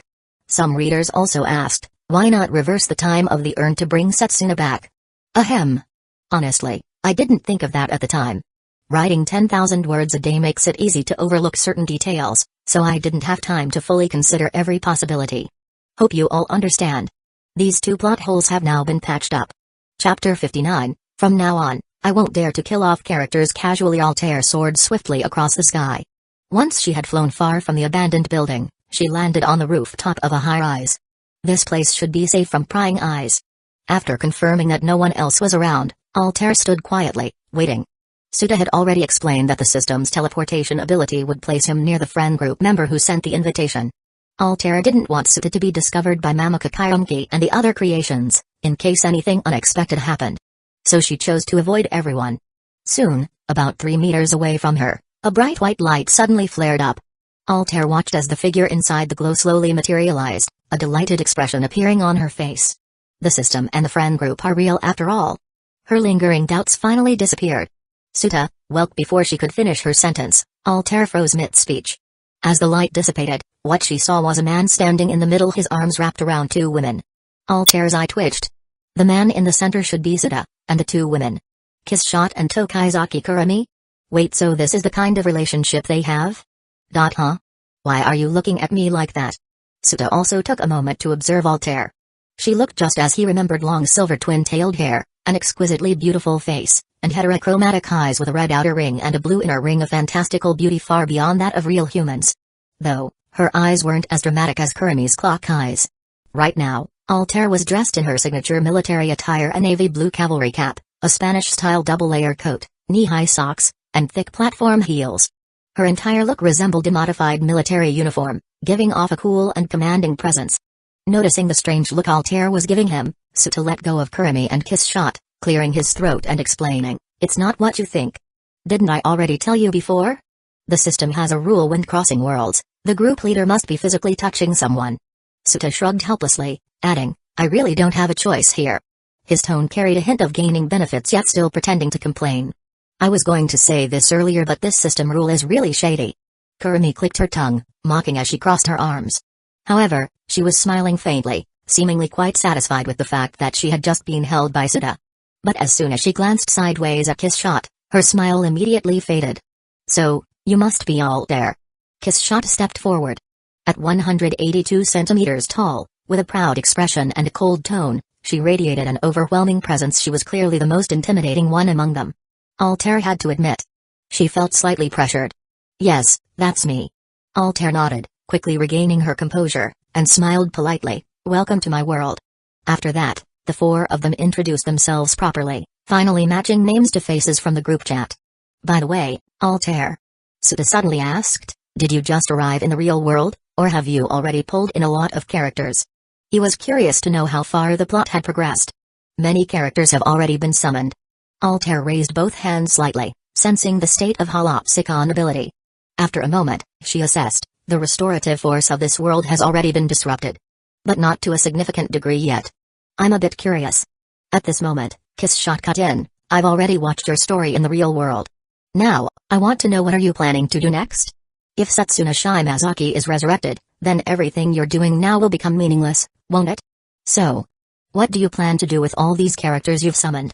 Right now, Kiss Shot was experiencing a bizarre feeling. It was the same feeling that Suta had when he first met Tokaizaki Kurumi. The sensation of seeing a fictional character appear before your eyes. It was surreal. "That's a question I haven't fully figured out myself." Altair sighed lightly and admitted, "I brought these characters into the real world because I wanted to use them. But now that I no longer need them, I don't really know what to do with them anymore."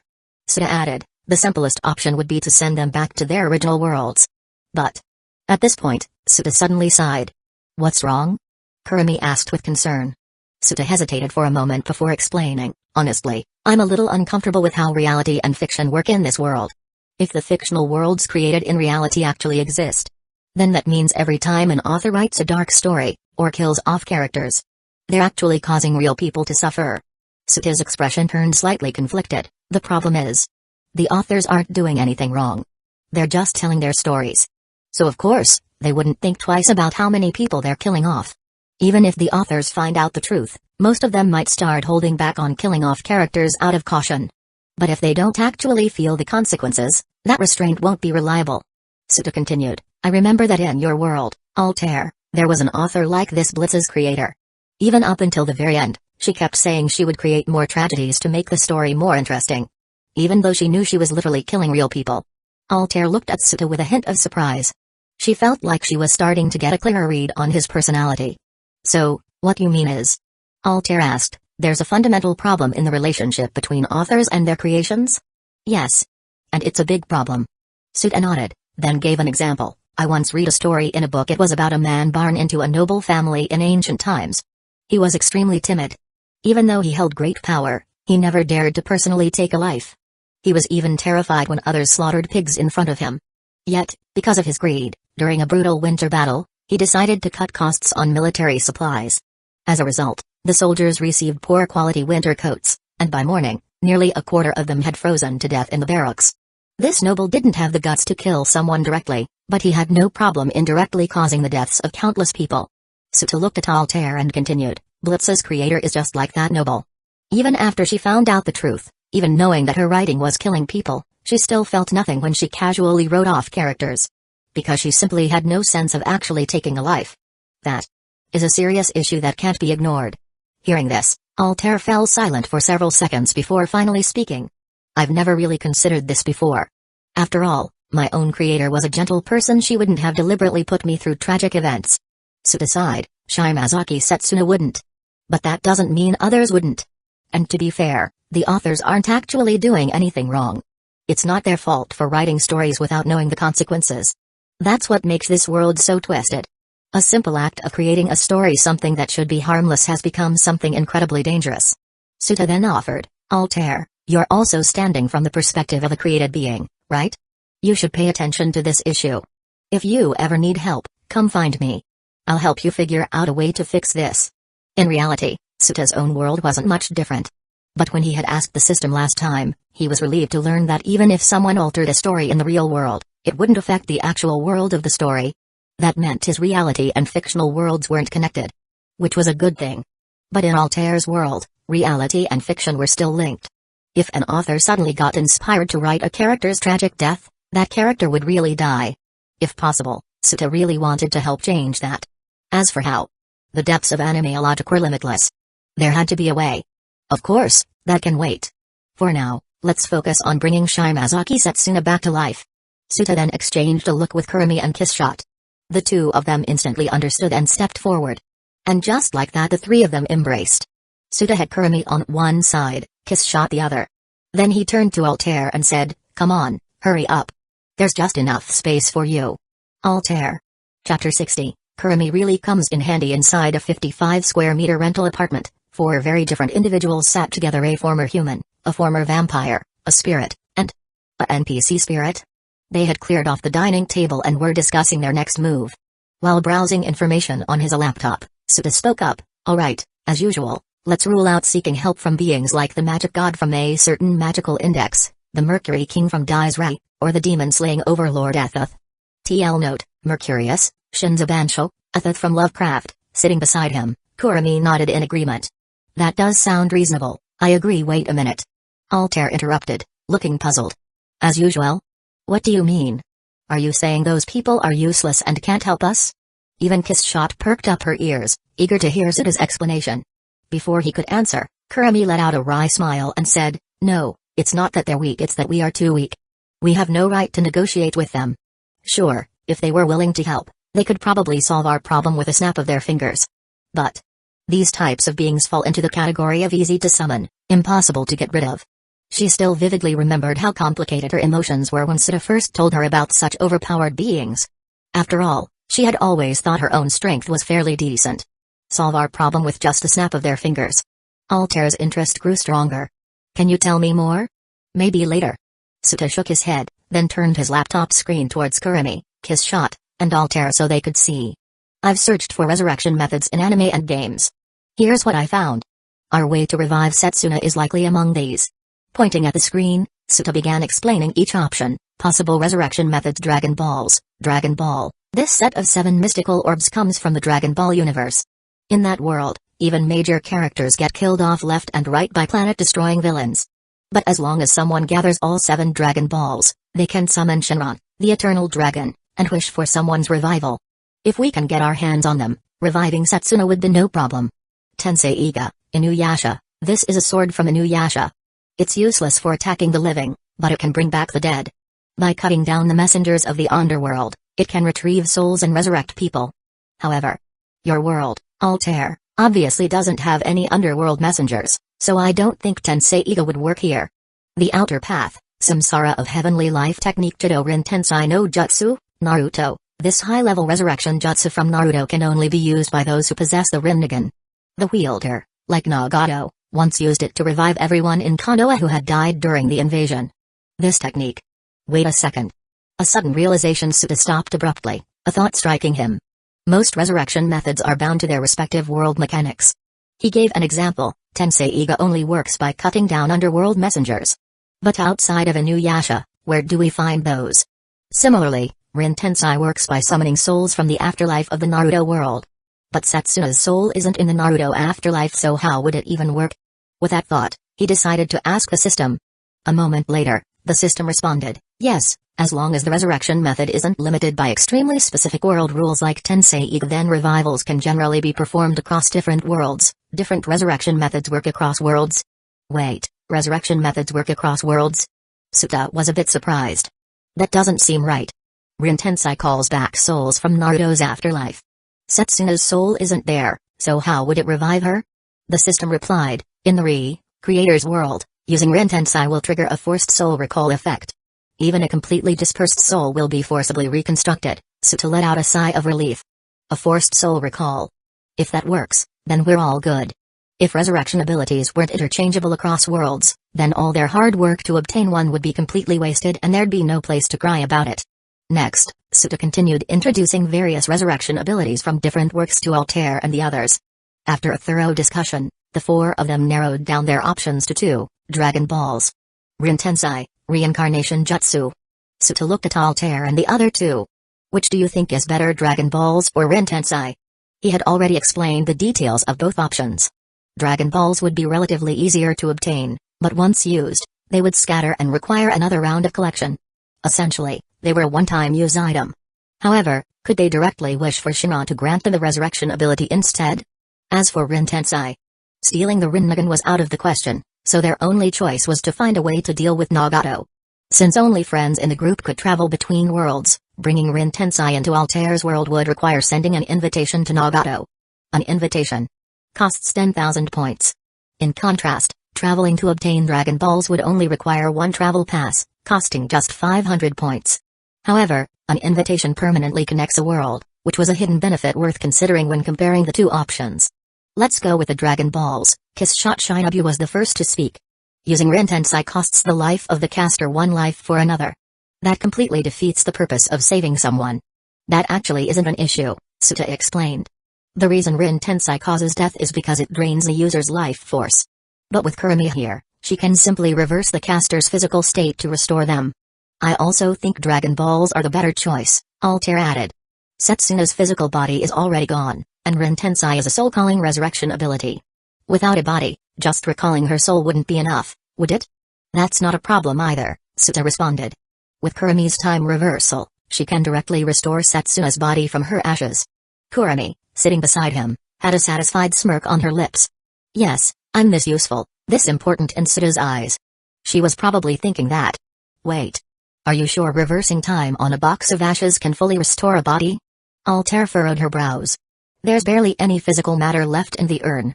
Even if you reverse its state to 3 months ago, wouldn't it just reconstruct an incomplete skeleton at best? Suta was momentarily stunned. He hadn't considered that. Fortunately, Kurumi answered in his place, no, don't worry, when time is reversed, any missing matter will automatically be recalled. But what? Suta asked. Kurumi gave a soft, knowing smile and said, I still think we should go with the Dragon Balls. After all, if we choose Rin Tensei, you'll have to spend an invitation letter. Doesn't that seem like a bad deal? Suta nodded. Yeah. Not very cost-effective. Even though it would permanently connect us to a new world, it's not a world I particularly want to visit. But Nagato's resurrection jutsu, paired with your time reversal, could be reused indefinitely. After some internal struggle, Suta gritted his teeth and made a budget-conscious decision. Forget it. Let's go with the Dragon Balls. Chapter 61, What happens if you wish to become the strongest with Dragon Balls? After deciding to travel to the Dragon Ball world to retrieve the Dragon Balls, Suta began researching the series online. Although he had watched it before, it had been too long, and he had forgotten many details. Through his search, he discovered that summoning Shinra to revive someone actually had limitations. For example, in the early settings, there was a rule that someone who had been dead for more than a year couldn't be revived. Fortunately, Setsuna had only been dead for 3 months, so they were still within the limit. However, the Dragon Ball world was kind of dangerous. In Dragon Ball 1, things weren't too crazy, and the villainous bosses were only capable of destroying cities. By Dragon Ball Z, though, there were already beings capable of destroying entire planets.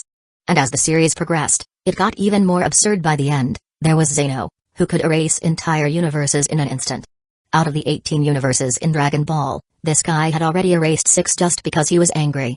Suta shared these details with Altair, Kurumi, and Kissshot. As expected, the 3 of them all wore blank expressions. Wait a minute. Kurumi interjected. Didn't you say last time that Dragon Ball only had planet-destroying threats? How did it escalate to universe-destroying beings? Suta replied, I said back then that a power level of 20,000 was enough to destroy a planet. I never said that was the limit. Altair, listening to their conversation, felt her eye twitch. Were they really planning to steal the Dragon Balls? Were they sure they weren't just going to get themselves killed? Was it still too late to choose Rin Tensei instead? Suta noticed Altair's expression and chuckled. I'm just giving you a heads up about the dangers of that world so you'll stay cautious. It's not like we're actually going to fight planet or universe-destroying enemies. What are you so worried about? He pointed at the anime playing on his laptop screen and continued, We're going to a point in time when Kid Gaku was active and take the Dragon Balls from old King Piccolo. If you think about it, the difficulty isn't too high.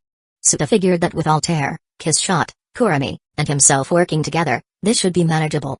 Altair's combat power was somewhat vague since her abilities leaned more towards conceptual manipulation, making it difficult to quantify. But Kiss Shot? She had claimed she could destroy an entire country with a single kick.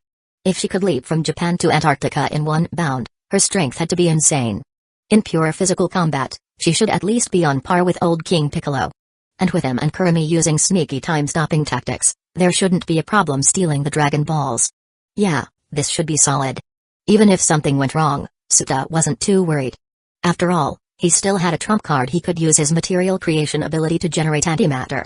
If it collided with air, boom. That would be a very effective last resort. Of course, the energy release would be completely uncontrollable. It would be a mutually assured destruction type of move. But with his regeneration ability, he should be able to survive a few rounds of explosions. Probably. By the way, Suta, I've got a question. Kurami suddenly spoke up, pulling him out of his thoughts. What is it? You said that after we collect the Dragon Balls, we could just wish to become omnipotent gods ourselves, right? Would that work? Kurami's voice was filled with curiosity and excitement.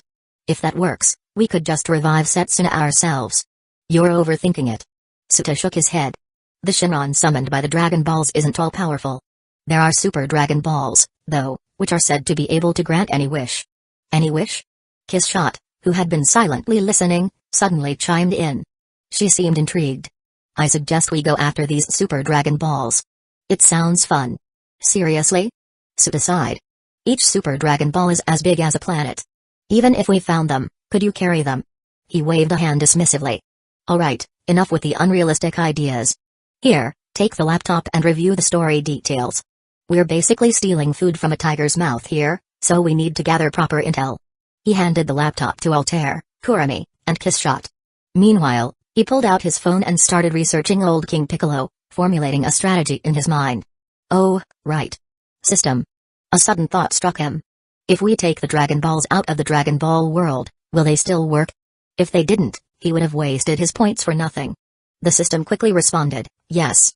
Friends group members have a system-provided worldview integration function, which allows different fictional settings to merge and influence each other. This is why Kurami can use Data Live's space quakes in other worlds. If a friends group member uses the Dragon Balls, Shinran will be summoned in Creator's world due to this function. However, if someone outside the group tries to use them, they won't work. Worldview integration function. Suta was momentarily stunned, then grinned in excitement. That's actually a really useful ability. And so, time flew by. In the blink of an eye, several hours had passed. The sun was now starting to set. After reading through the materials, the four of them were ready to set off for the Dragon Ball world. Suta had already exchanged his points for a world travel card. Altair, Kurami, and Kiss Shot were standing around him, watching him closely. Seeing their expectant gazes, Suta gave his final instructions. Remember, once we get there, we must end things quickly. As soon as the battle is over, we return to reality. No lingering around. You're worried that we might attract the attention of powerful beings? Kurami asked with slight concern. Probably not, Suta reassured her. People in Dragon Ball have insane battle power, but how do I put it? They kinda suck at general abilities. It feels like all they know how to do is fight. There's even a guy who can destroy planets but dies from a heart disease. Suta chuckled. So it's unlikely we'll get noticed. This is just a precaution to avoid any unexpected trouble. Alright, let's get this started. Kurami's eyes sparkled as she smiled and immediately pressed herself against Suta. Kiss Shot followed next. Altair sighed softly as she watched the scene unfold. She was already getting used to this. System, use the world travel card. Target time, 1 minute before old King Piccolo gathers all 7 Dragon Balls. Target location, the battlefield where he fought Master Roshi, where Roshi used the evil containment wave. As soon as Suta finished speaking, a bright light engulfed the 4 of them. When he reopened his eyes, the first thing he saw was an open, grassy plain. The ground beneath him felt soft, and when he looked down, he saw lush green grass. In the distance, strange rock formations resembling towering stone pillars jutted out across the landscape. A truly bizarre environment. Be careful. Altair's voice suddenly rang out, tinged with tension. I can sense a very strong energy signature nearby. Chapter 62, 4 Scheming Bastards' Energy Fluctuations? Could it be that Master Roshi is using the evil containment wave to seal old King Piccolo? Suta followed Altair's pointing finger and looked in the direction of the commotion. What entered his vision was an explosion of shockwaves, the wind swirling erratically, and an unknown energy creating intense flashes of light. The sheer force was terrifying. In the original Dragon Ball story, Master Roshi had planned to sacrifice himself to use the evil containment wave to seal old King Piccolo inside a rice cooker. If he had succeeded, this major villain would have been removed early, preventing the subsequent power escalation battles that define the series.